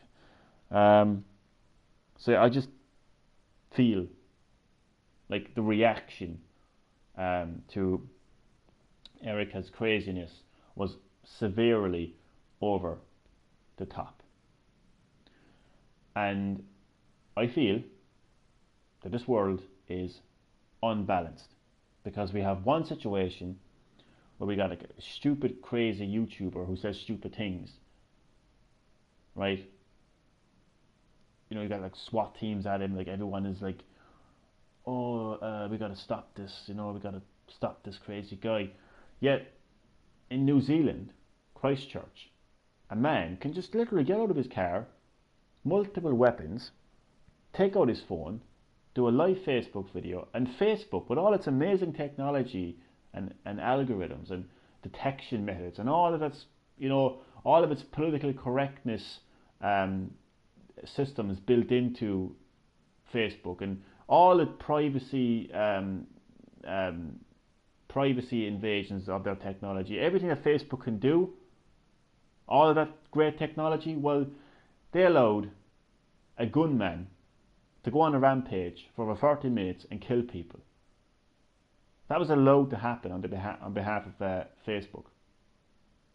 And people had no problem sharing that video.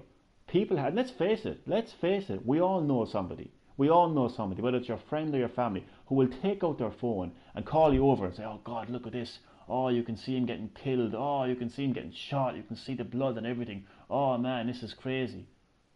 Yet those same people who will happily watch live killings and show their friends, those are the same people who will call Erica crazy. Those are the same people that will say, oh, we have to stop this from Erica. We have to stop this. I got to call a SWAT team because I'm so offended by what Erica is saying. These are the same people. So what's the balance in that? Wait, so what are you talking about? Sorry, Tacos. Let me bring this back. Yeah, we're talking about Erica. Etika. Sorry, I've been calling him Erica for the last 25 minutes. Jesus Christ. So his name is Etika, and he is a famous YouTuber, and he made a live Instagram video a couple of weeks back where he said some stupid things, and he has a large fan base, he has a large following, he's got a lot of subs. They're all watching this live Instagram video. One of his fans decided to call a SWAT team on him. So basically, like, there was SWAT fans outside, all sorts of, like, it was like, for God's sake, like, the reaction was, it was almost like he had fucking the Queen of England held hostage in his apartment. That was the type of reaction that he got. It was absolutely insane and completely over the top. He's similar to Obi-Wan Plays. He's probably like Obi-Wan Plays. The reaction was completely over the top, and what I suppose what I'm talking about is my opinion, my reaction to this, which is I feel like it's completely unbalanced. I feel like, how is it that we live in a world where Etika's fans can get so offended, so scared by Etika's crazy ramblings that they have to call a SWAT team in because they've seen the video, they call a SWAT team in. How is it that can happen, but in New Zealand, Christchurch, a gunman can do a Facebook live video for 30 plus minutes and kill people, like actually hurt and kill people? Because Etika didn't do anything, he didn't hurt anybody or himself, but this crazy gunman actually killed people, and he was allowed to do that. So how is it that, and again, as I said, we live in this world where people will have that, because that video circulated across Facebook, and Facebook allowed it because Facebook knew that the more shares it got, the more profit they're going to make as a result of that. So we do know people who will have that video on their phone and show people and get a sixth sense of satisfaction from it. So how is it balanced, right? That we live in a world where people will watch that video and share that video and not be offended by that, right? But Etiquette's fans get offended by his crazy ramblings. I don't see any balance whatsoever in that situation right there. And I suppose the other thing I was talking about is like Etiquette, Pollard, James, Charles, and Randy Pitchford. Randy Pitchford at the end. This is like, I don't even know who half of those. Oh, James, Jesus Christ. Yeah, I did hear about him. Alright, that's fucked up. So how do I bring this back now? How do I wrap this up? Because I'm gonna practice on my ability to fucking summarize things properly and not go off on one too long. Look.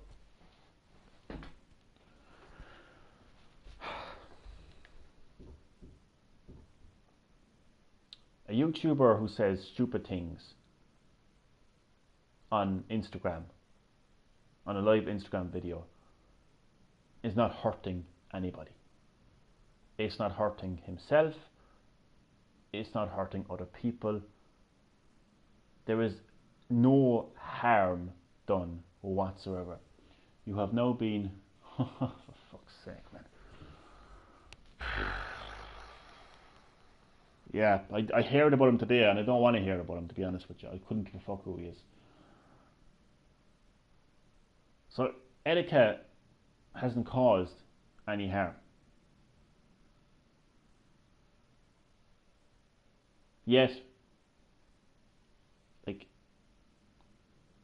fucking SWAT team breaking into his home, like physically breaking in, like handcuffing him, arresting him and telling him it's for his own safety. Come on. Do you know, come on, like. That's over the top. That's extremely over the top. Like, is there any need for that? Like, I don't think there is. I don't think there is. But how is it that Facebook allowed a Facebook Live video to go on for 30 plus minutes while a gunman actually killed people? How was that allowed to happen? Like, it's amazing. Like, I can make a live YouTube video, right, while music is playing in the background, and their fancy algorithms will recognize the music, and then all of a sudden the video is stopped. All of a sudden I can't upload that video because of copyright. How is it that they can recognize copyright but they can't recognize a fucking man going on a killing spree? How is that? And the other thing that I was talking about in relation to how unbalanced this world is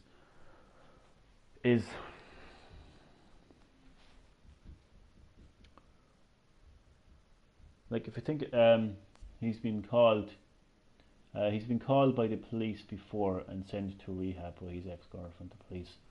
The police should have had it on the record.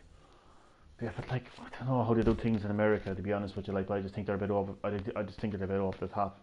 I think they're a bit over the fucking top, to be honest with you. Like, I think it's a power trip. Like, you know, that they throw on their uniform. You know what? It's like their inner 5-year-old comes out.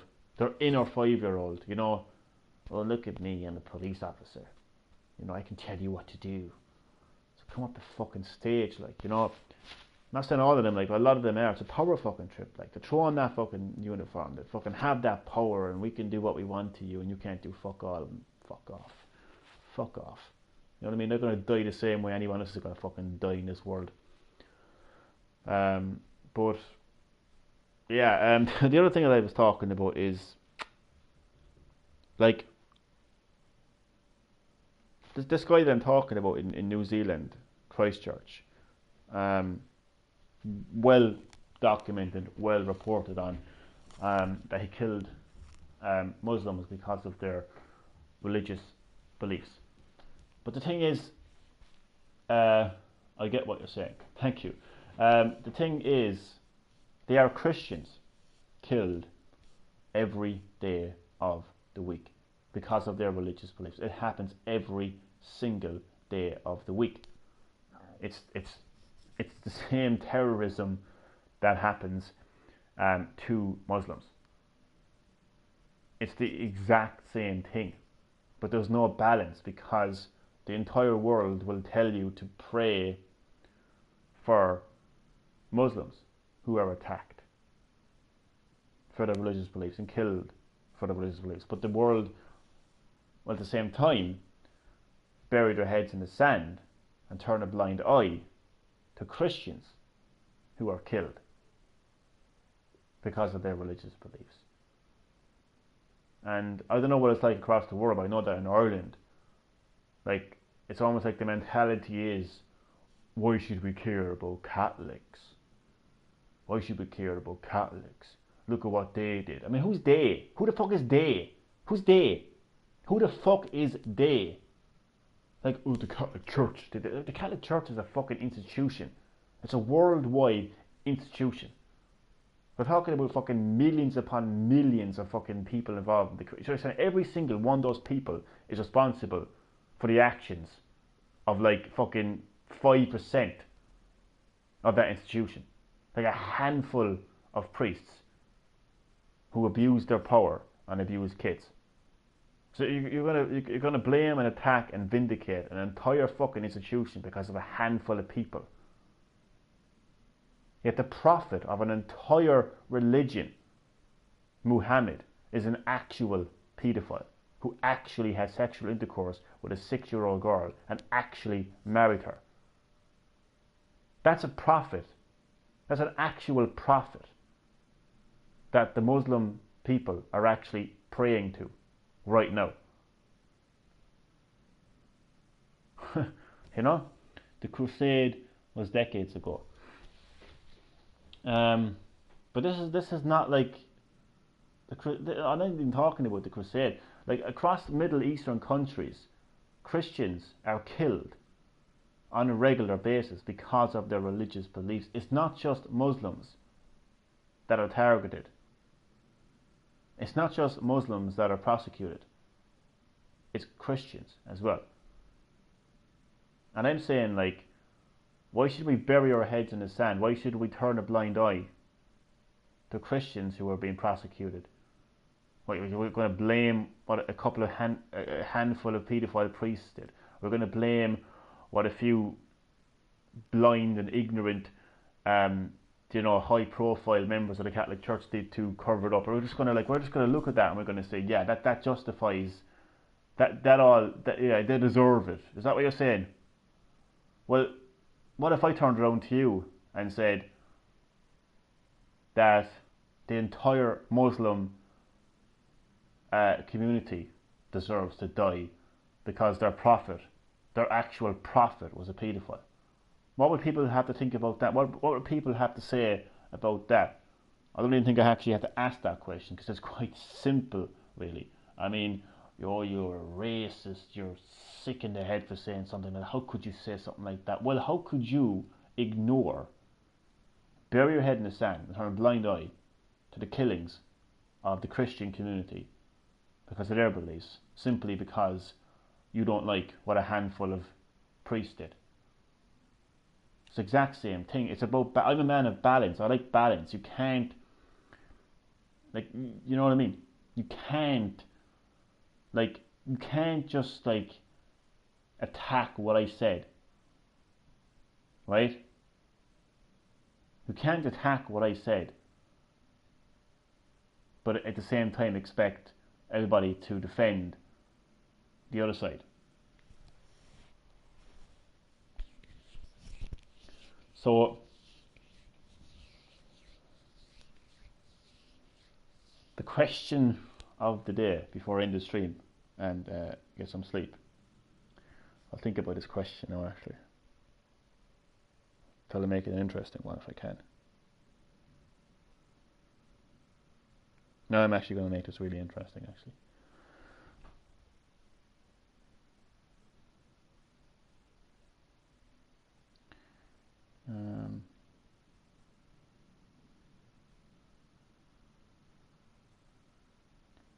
Think about this one.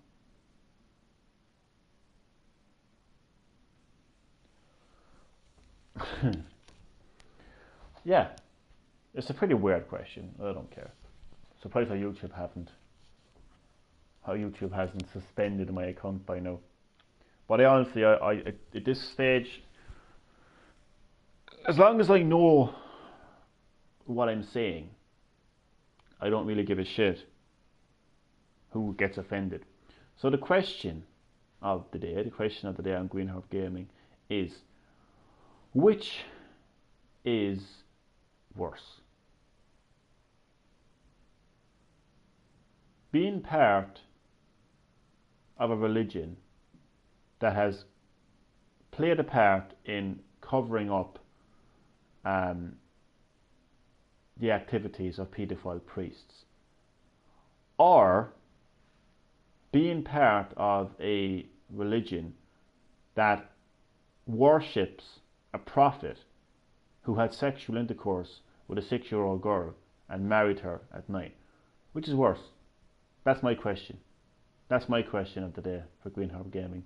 Which is worse? Like, I shouldn't really even have to ask. Like, if that's what, it's funny really, atheists and atheism, particularly Atheist Ireland, because I actually had a conversation with a member of Atheist Ireland, and that's what I'd love, because that's what I would love for those atheists to bring up what I just brought up there, instead of talking about why we should remove church from state and just go on in an all-out attack on the Christian church, because that's the Catholic Church, because that's what Atheism Ireland is. And that's what a lot of these atheists actually are. Instead of just standing there with your signs and standing behind your fucking your shit and talking about like removing the Catholic Church from the state, and the Catholic Church is this and the Catholic Church is that, and we shouldn't do this and we shouldn't do that. Like,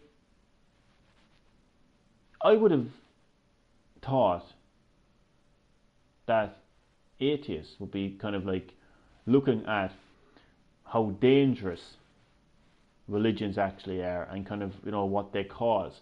So I'm kind of surprised really how atheists and Atheism Ireland hasn't really called out how dangerous the Muslim religion can be and how offensive the religious community can be. So So I've asked my question. So I have 2 viewers. I believe one of them is Chad. So that's my question. And it's how politically correct this world is. I don't care how easily offended this world can get. I don't care how many snowflakes they are. I don't care. There's people out there who don't care. You're thinking of pagans. No, I'm thinking of atheists. I'm thinking of atheists, Chad. Actual atheists. People who don't believe in a God. I'm thinking of atheists, not pagans. They're 2 completely different things. Atheists. And in Ireland, particularly a group called Atheism Ireland, which are promoting the concept of atheism, but instead they're using that as a back door into a crusade against the Catholic Church, because all they ever seem to talk about is the Catholic Church. And it's so ironic because if you question them and you say, why aren't you talking about other religions like the Muslim religion, they say, oh well, this is Ireland. And I say, oh is it? So what, you're saying that there's no other cultures in Ireland? You're saying this is just Ireland, it's predominantly a Catholic church or a Catholic country? Oh really? Because then they'll completely turn that around.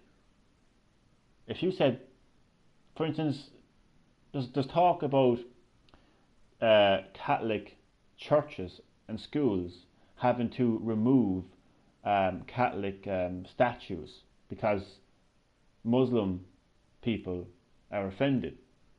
So if I turned around to that same person and said, well, we should keep those statues because this is predominantly a Catholic country, this is Ireland. So it's funny because these atheists, like, 1 minute they will tell you, oh, but we're only talking about Ireland, this is Ireland. The next minute they'll start including other countries when it best suits them. Pagans, we'll talk about the other religions. I don't know much about pagans, but the reality is, man, if you're an atheist, your simple philosophy is you don't believe in a god and you think the whole concept of religion is crazy. That's what an atheist should be. But my experience with atheists, particularly in Ireland anyway, is they only seem to be focused on hating and attacking the Catholic Church. So I call them Satanists in disguise, to be quite honest with you. And it's a bad disguise. A terrible disguise. I mean, when I see an atheist, it's like looking at somebody with thick glasses and, you know, like a pure fake disguise, like you just like a wig and glasses and a mock nose and a fucking trench coat, like, you know, I can just see the bullshit. I can just see their bullshit seep through them, you know. It's amazing. Like, not only can I smell the bullshit, like, but I can fucking see it. Like, it's pathetic, to be honest with you. Both ways are bad. So I believe that was the answer to your question. So just to clarify, like, which is worse? Like, I'm gonna have to have a specific answer. Like, which is worse? Which is worse? Supporting the Catholic Church, in spite of the many scandals facing the church, particularly with child sex abuse. Is that worse? Is that worse than the Muslim community, the Muslim religion, praying to and worshipping a prophet who was a paedophile?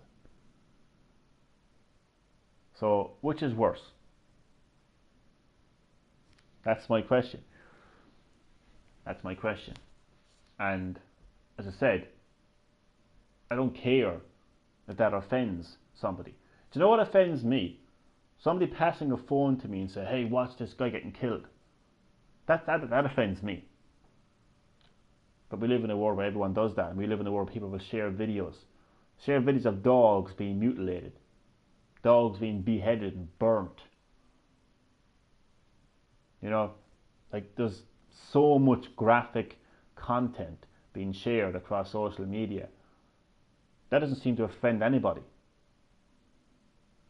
But when I state facts, it seems to offend people. You know, facts seem to offend so many people.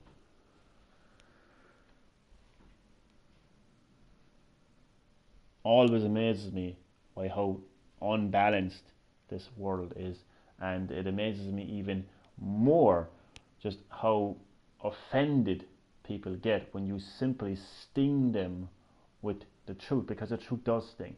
I had a friend,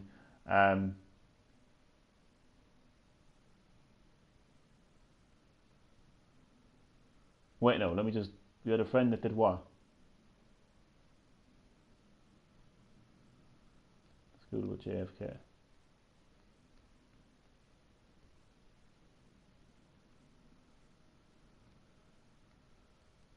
So I've said so much now I actually forget what I said now. So you had a friend that did what?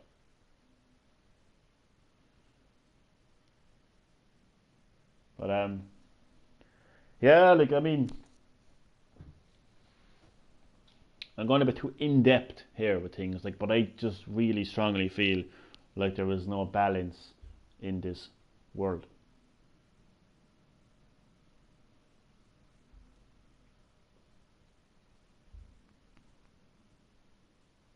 Like, one situation seems to get favoured more than the other.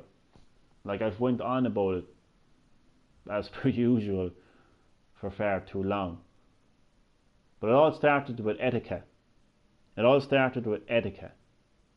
It all started with etiquette. He showed me, oh yeah, school computer suspicious webs with the assassination. Yeah, I mean, like, watching a video of somebody's head being blown off, that's quite an offensive thing to see. Like, you can't unsee that. You can't unsee somebody's head being blown off, can you? So I would consider that being offensive. So like, if you're going to be offended by, if someone's going to get offended by me calling Mohammed a paedophile, which he is, but not get offended by watching someone's head being blown off, where's the balance in that? Like, I'm only simply stating the truth. And people see, there's so many reasons why people don't like the truth. One of the reasons why people don't like the truth is because they want that truth to be buried. They don't want that truth to be out there. They don't want the truth to be exposed. So they automatically like attack you for exposing that truth. Put that truth back into the cupboard. Put that truth back into the basement. How dare you expose that truth? That's one of the reasons why people get so offended. Another reason is because they just don't want to accept it. They don't want to accept it as the truth. Get that away from me. Get that away from me. I don't want to face that truth. You see? That's what it is. You know, there's a saying that says the truth stings, and it does sting. It stings so many people. You know, it even stings ourselves. I mean, we ourselves hide from the truth. So on so many issues. So while I attempt to wrap up the video, Chad, and to my second viewer as well. Don't think I don't see you there at 2. I'm lucky that I don't live in America, and I'm lucky that I don't have like millions of subs, because if I did live in America and I did have a million subs, somebody probably would have called a SWAT team to my door by now, and I would have been carried out in a stretcher shouting, "We did it, boys," and all this bullshit. So yeah, very lucky that I live in Ireland, a somewhat saner, no offence, Chad, a somewhat saner country compared to America, somewhat, and thankfully I don't have a million subs. So I'm going to try to bring all this back and bring some closure into this topic and end the live stream. There's currently 2 people watching right now, and who knows, maybe somebody later on would have watched this video all the way to the end, like later on when it gets uploaded onto YouTube. Are the police not as bad in Ireland? I'm sorry. I'm glad that you're not offended, because I didn't want to offend you there when I said that. No, it's just like it's if there was a fight happening in Ireland, like I live in a city called Cork, like if a fight broke out, an actual fight, like, and there was like 3 people like beating the head off one person, like, yes, the police would be called, but they wouldn't arrive. Like, you wouldn't have a SWAT van arrive. Like, the entire city wouldn't be cordoned off. Like, they wouldn't come out with semi-automatic, you know, weapons and aiming it at their head, you know, saying step back or I'll shoot. You know, like, you just don't get that level of extremeness in Ireland.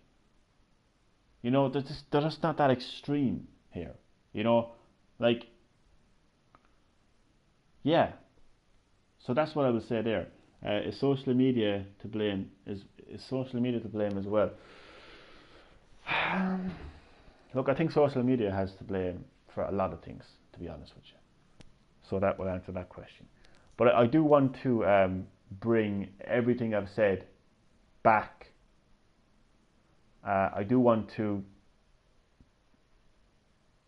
wrap up my point, and I want to end the live stream. So, I believe the world is unbalanced. It annoys me so much. And I will once again demonstrate to you why the world is unbalanced. You take 2 situations. A harmless, stupid, idiotic young YouTuber who says stupid things, and a psychopathical, extremist, a brainwashed extremist, a very dangerous, psychopathical, brainwashed extremist who kills innocent people. Okay? Those two people and those two situations. Now let's look at the reaction to those two situations, shall we? And the process of those two situations. Okay, so Etika, the famous young YouTuber, who's harmless YouTuber, who said stupid things on Instagram video and didn't do. Alan Sewell, do you believe video games are to blame for violence? No. And by the way, welcome to the live stream, Alan. Great to have you, man. Really appreciate it. Hope all is well as well. So the short answer to that question is no. I do not believe for 1 second that video games have anything to do with violence. Violence has existed on this planet a hell of a lot longer than video games have. I don't think Adolf Hitler was playing Call of Duty before he decided to gas fucking all those Jews. So no, I do not think that video games are to blame for violence. There are many factors to blame for somebody carrying out a violent act. We're talking psychological, mainly psychological. Like mainly, it's a psychological thing.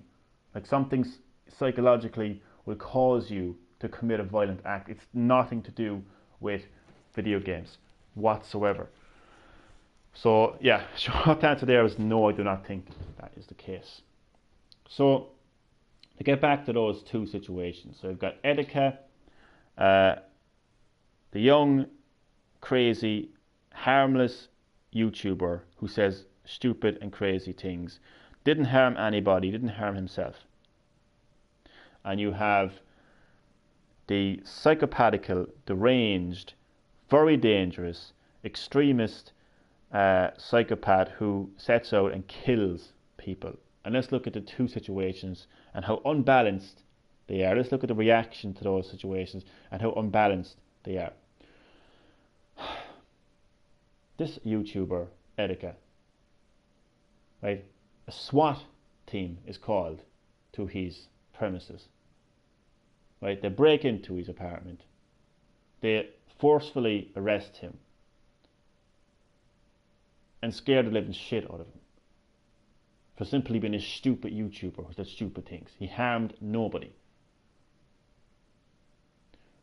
And then the crazy, psychopathical extremist who killed people was able to record a live Facebook video for 40 plus minutes, and nothing was done whatsoever to stop that video. Nothing was done to intervene. Oh, I know this guy, I know where he is. Nothing was done to intervene. This guy was allowed to go into that mosque and kill those people.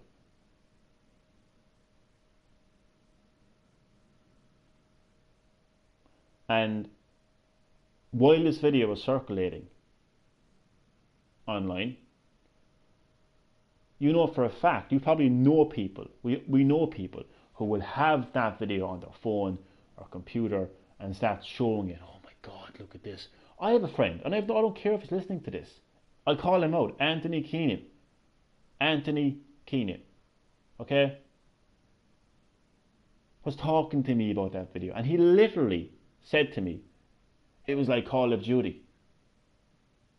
He watched this video of a man killing innocent people and told me that it was like Call of Duty. These are people. These are real people, right? Watching videos like that, and that's their reaction. Yet those same people who watch a young, harmless, stupid YouTuber saying stupid things get so offended that they have to call a SWAT team to his house. How is that balanced? How the fuck is that balanced? Where is the balance in that? I don't see any balance in that. When does the series? Well, you'll have to ask the King of SmackDown now, because it ain't me. I ain't the King of SmackDown no more. We all know how that went. Oh man, but I am the King of Mortal Kombat, or maybe I should say Emperor of Mortal Kombat. That would be more appropriate. But the King of SmackDown, I'm no longer the King of SmackDown. But that was funny nonetheless. Thank you for that comment. That was funny. I used to be the King of SmackDown, but the King of SmackDown, the crown of King of SmackDown is currently on the head of somebody else right now. So yeah, it was good times though. Good times. But yeah, like, I mean, that's all I just wanted to say there. I just don't think there's any balance in those two situations whatsoever in terms of the reaction. I mean, crazy. Like, it's just, you know, it's just like, I mean, how can you spread a video around online, show a video to your friends of a psychopathical extremist going on a killing spree? You know, why would, like, here's the thing, like, did Anthony, my friend, did he actually, like, instead of watching that video and probably showing other people and saying it's like Call of Duty, instead of doing that, did he actually report that video to Facebook? Did he actually report that video and say how much he was offended with what he saw in that video? I wonder. Because it's so unbalanced that the reaction to this video is, let's watch this video and let's say, oh cool, this is like Call of Duty. Like, how can it be that people will react to a video like that in that kind of way, but look at a young YouTuber who's just being stupid and saying stupid things, be so offended by that they have to call in a SWAT team to this person's house? Where is the balance? I don't see balance. And that's one situation. And the other situation that I want to talk about, and I promise you I will wrap this up, I put all the pieces back together, wrap it up, summarize it, and I will end the video and we can all go to sleep. We can all go to sleep. I promise. Okay? The second situation that I want to talk about, and how unbalanced it is religion. Particularly Christians and Muslims. I want to talk about how unbalanced our thoughts and prayers are in regards to Muslim victims and Christian victims. Why is it that we can all come together as human beings and put our thoughts and prayers towards the Muslim community whenever there is a terrorist attack, whenever a Muslim gets killed? Why is it that we can all come together, mainstream media, social media, our families, our friends, how is it we can all come together and pray for those victims, yet every single day of the week Christians are prosecuted, attacked and killed for their religious beliefs? Yet we really do turn a blind eye to that, and it's not highlighted on the same level as a Muslim attack would be, because there was a recent attack on Christians in a Christian church. A recent attack. It was mentioned briefly on mainstream media. People spoke about it briefly, but nowhere near as much as it would have been spoken about if it was a Muslim, you know, that had been killed. Like, where is the balance in that? Why isn't the whole world coming together and putting their thoughts and prayers to the Christian community. And the part I'm going to end this situation with is maybe the reason why we don't seem to, I don't know, maybe I'm just using Ireland as an example here, but we all know about the Catholic Church scandals, I should say. But in particular, when it comes to the child sexual abuse scandal of the Catholic Church, are we going to just use that as a kind of way of kind of ignoring the prosecution, attack, killing of Christians? Are we just going to say, oh well, they're all a bunch of paedophiles, fuck them all, let them all die? Basically, is that our reaction? Is that a fair reaction? Is that a balanced reaction? No, it's not. Because maybe the next time that a Muslim gets attacked or prosecuted or killed for their religious beliefs, maybe we should turn around and say, well, fuck them all. They pray and worship a paedophile. Because the Prophet Muhammad was a paedophile. So where's the balance in getting on your knees, praying and worshipping to a paedophile, and that be kind of accepted? Where's the balance in that? But then attack an entire institution because of a handful of priests, because of what they did. Where is the balance in that? So I think I've over demonstrated the fact that there's no balance in this. I took two situations, I went really in depth with those situations, and particularly the reaction to the situations and how unbalanced those situations. I know plenty of people would disagree with me. I know plenty of people would have their own opinions on that, and they're quite welcome to have those opinions. They're quite welcome to. So that is the end of the stream.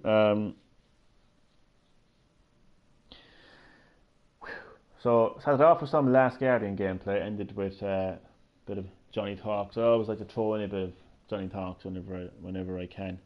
So look, I've not enough to really say other than this has been Green Herb Gaming, where I primarily share my passion of video games with the whole world. Sometimes I like to throw in a bit of real life situations, my passion of real life situations. So I want to say thank you to everyone who watched, including Chad Middleton, Alan Sewell. I've forgotten Mindpix Gaming's new channel. You scared off, Chad. Yeah, he's got other shit that he needs to be dealing with right now, but I won't say too much about that. But yeah, he's worse than me when it comes to these kind of things, man. He's worse than me. If you think I'm bad, can I just say one thing? I'm sure he won't mind me saying this. I've already mentioned Anthony Keenan once in this video, and I'll end the video by saying this. Promise you. You think I'm bad? If you think I'm out there, oh my God, how is this guy still on YouTube? How does he still have supporters? How does he still have subs? How are they still sticking to him? How come YouTube hasn't banned him? If you think that I'm bad, my friend Anthony, he's also in Ireland. Okay. Now, currently the local elections are taking place, and the European elections are taking place as well. Okay. Now the political party that are in government in Ireland right now was a coalition government of two political parties. Those two political parties are Fine Gael and Fianna Fáil. So it's a coalition government, okay? And our leader, our Taoiseach, which is basically the Irish Prime Minister, basically, his name is Leo Varadkar. So he's our leader, he's our Taoiseach, and he's also the leader of Fine Gael, okay? And he's also gay. He's a vegan as well, which doesn't really matter, but there's a point I'll tell you why in a second. So anyway, my friend Anthony, he got a knock at the door. It was somebody from Fine Gael, and he literally, this is what he told me now, he literally turned around to the guy and basically said, sure, our leader is a faggot.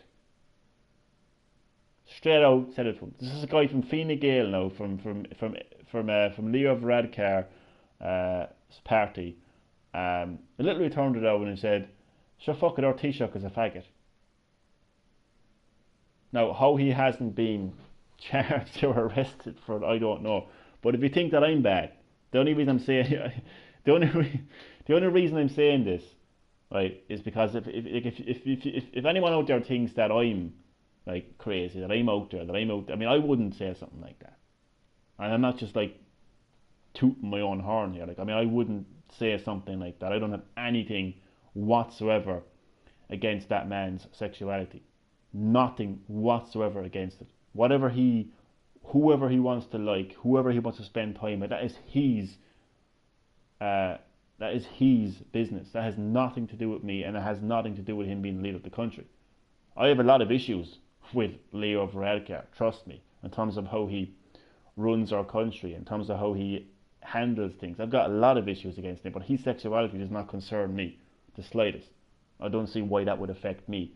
I'm not homophobic in any sense of the word.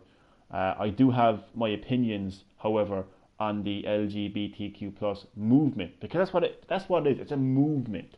Like, whenever I have opinions about the LGBTQ plus community, or even if I attack it, it's a movement. It's not the same thing as me saying, "Oh, I don't like a gay person," or "I don't like a bisexual person." It's not the same thing. It's like, if I have an issue with a movement, it's the movement I have an issue with. It's that, you know, group, organization, whatever, that I have an issue with, and I'm not going to get into those issues here, but yeah, basically, like, you know, if people think that I'm kind of a bit OTT, that I'm a bit out there, that I'm kind of offensive or whatever in this fucked up politically correct world that we live in, if you think that I'm the bad guy, like, you know, come on, like, I mean, and it's gas because he's got so much, like whenever I talk about Donald Trump to Anthony, okay, he's like, he's pure, like, 100%, like, he's just 100%, he's blindly against this man. Oh, he's a racist and he's this and he's that. Anthony has literally, like, had many, I'm not going to say too much because I don't want to, like, you know, but, like, he is, like, he has said plenty of things that are considered racist, that are considered homophobic, and he's even admitted to me as being a racist. So, like, yeah, so all I'm saying there is, if you think that there's people out there who are genuinely homophobic and people that are genuinely racist, and I don't fall under the category of those people. I have opinions, I have views that are different to other people, and this is what happens in today's world. Like, this is what happens in today's world. Like, if you have an opinion, if you have a viewpoint that differs to somebody else's, you are branded as, you're a racist, you're a homophobic, you're against this or you're against that. It's just insane. It's insane. Is Anthony a fun drunk? No, he's a good friend of mine, and I'm sure he wouldn't mind me talking about him, because everything I just said is true anyway. So all I can say, Anthony, if you're listening to this, man, if you told me this as the truth, and you shouldn't have an issue with me simply repeating what you said.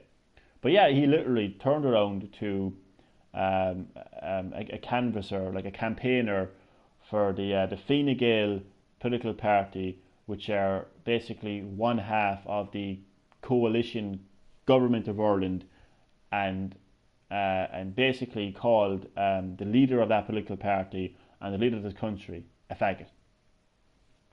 I mean, like, go back to any of my videos and try. I dare anybody to go back to any of my videos. Go back to Johnny Talks. Go back to any of my videos. Search through them like a fucking needle in a haystack, man, and try to find me calling anybody a faggot. in that context, because I've never, and I would never. I just have opinions, views, but but yeah, yeah. So I'm just strong opinioned. I'm just strong opinioned. I've just strong viewpoints, and that's pretty much where I stand on a lot of issues. Like I'm not as black and white as that. I mean, what do I care whether Leo Varadkar is gay? Like what do I care? I don't care. Like I do feel like I will say this though. I will say this. I think the fact that he is gay has resulted in maybe a lot of younger people voting for him, because they look at him as kind of like I will say this though, and this is the difference between calling somebody a faggot and having an opinion, about kind of certain issues. I do think the fact that he is gay, right? I think the fact that he's kind of come out there and said, yeah, I'm gay, like I think it's actually resulted in a lot of young people in Ireland voting for him, because we live in this like modern Ireland and all that, like in progressiveness and all this, and that's kind of, but I think that's stupid. I think the people who voted for him based on that reason alone is quite stupid. And I know I said I'll end the stream, but I will end the stream in a second, I promise. If you're voting for a politician, if you're voting for the leader of the country, what in the name of Christ does that man's sexuality have anything to do at all with the economy, with jobs, health system, agriculture, or any other, area of, the prosperity of a country? Like, what has it got to do? I mean, because I just have a way of knowing. It's like, have you ever seen that movie They Live? No, I'm not saying I put on a pair of sunglasses and look at people as fucking aliens. No, I just have a way of just seeing people, for who they are. Not in that context. I just know how things work. So like in my head, I can just see these young, like progressive college students in Ireland who look at Leo Varadkar and say, yeah, he's gay, and this is so modern and so cool, so I'm going to vote for him. And I swear to fucking Christ, man, it's the truth. And he's also a vegan, which didn't help, because, you've got all these fucking, vegans now rising around the world. So I just think a lot of people who voted for him voted simply because of the fact that he was like modern, and that's why people kind of like him and stuff. But there's just a lot more people who don't like him, to be honest with you. But my only point is, you shouldn't go to the my only point is this. My only point is this, right? When you go to the ballot box, okay, and you vote for who you want to lead your country, okay, for the love of God,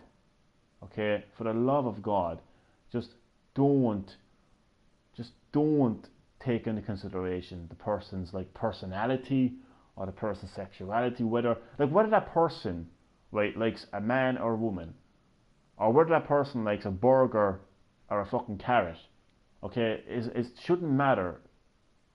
Okay, shouldn't matter, right, when it comes to running your country. It's stupid. It is absolute. I mean, for all your college degrees and all your college bachelor fucking degrees and every fucking bit of education you've got in your life, it's pretty fucking retarded that you would vote for the leader of a country. Burger. I think you just literally arrived when I said burger, did you? I'm basically saying, by the way, welcome to the stream, Damien. So I'm going to end the stream very shortly because it's just so late and this stream has went on for far too long. But nonetheless, Damien, welcome to the stream. It is much appreciated. I'm basically just going off on one about Leo Varadkar, the leader of our country. And what I'm basically saying is, people should not go to the ballot box, okay, and vote for the leader of a country based off whether the person likes a man or a woman, or a burger or a carrot. Basically, whether they're gay or straight, or whether they're a vegan.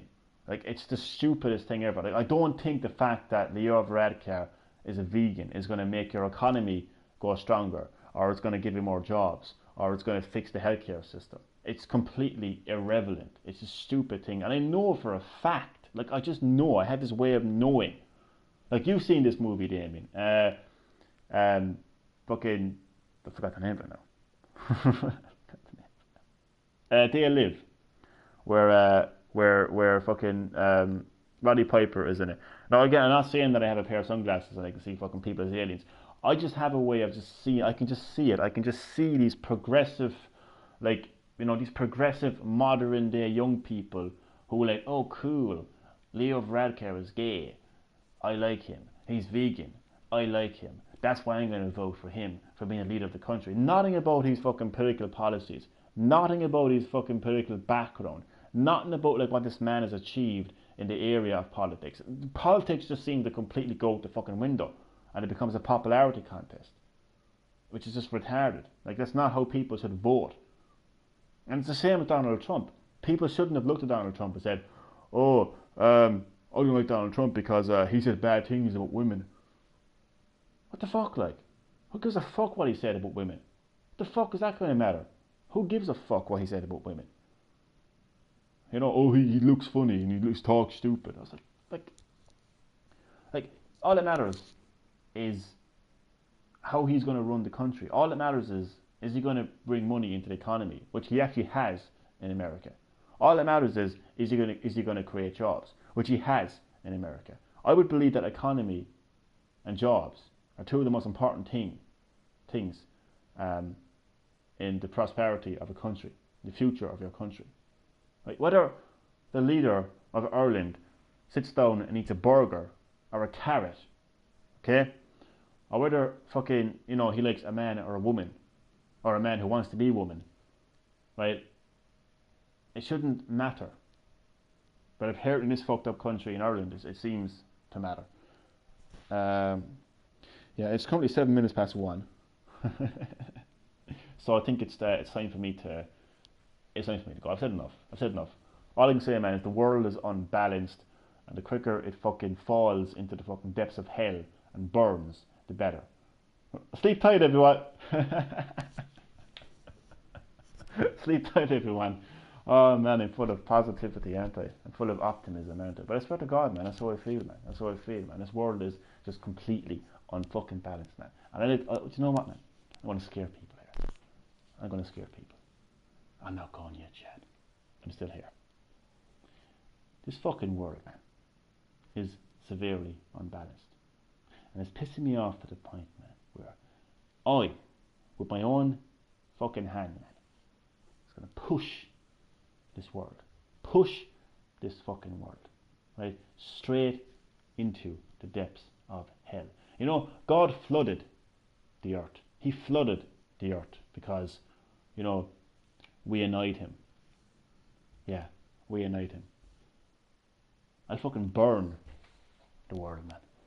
Burn. No, I'm just having a bit of fun, just joking. See, if I was living in America, no, man, I'll have a fucking SWAT team outside my house. This guy's gone crazy. This guy's saying crazy shit. But the world, man, is unbalanced, and the quicker it fucking falls into the depths of hell, the better. Because we're all a bunch of fucked up motherfuckers. We're all a bunch of selfish, fucking, just selfish, self-focused, fucking greedy, evil motherfuckers who are ruining this fucking earth, man. It ain't fucking global warming that's ruining the earth, man. It's just greed and fucking evil, and just, it's fucked up. And there's no balance. So yeah. So Chad, have a good night as well. Damien, you as well, man. Have a good night. Thanks for watching. So Chad Middleton, Damien, Mindpix Gaming. He got a new channel. I forget his name. And I'm going to give this a shout out now, and then after that I'm going to end the stream.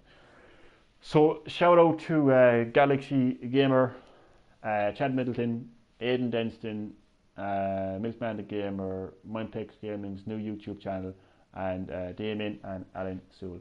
I'm going to have a quick cup of tea, and I'm going to go to sleep. I'm going to dream about the world burning. Drop me a like. Thank you, Ishmael. I honestly, I would love to stick around and have have a chat with you, Ishmael. But honest to God, man, look at the time up in that stream. Look at the elapsed time: 2 hours, 38 minutes, and 5 seconds.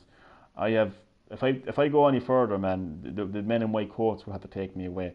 So I really genuinely have to go. But Ishmael, it is nice to see you again. Thank you for the like, man, much appreciated, and I will see you in the next episode of Green Herb Gaming, and hopefully it will focus more on gameplay instead of my political ramblings. So good night, good morning, good evening, good afternoon, whatever part of the world you're from, and I will see you next time.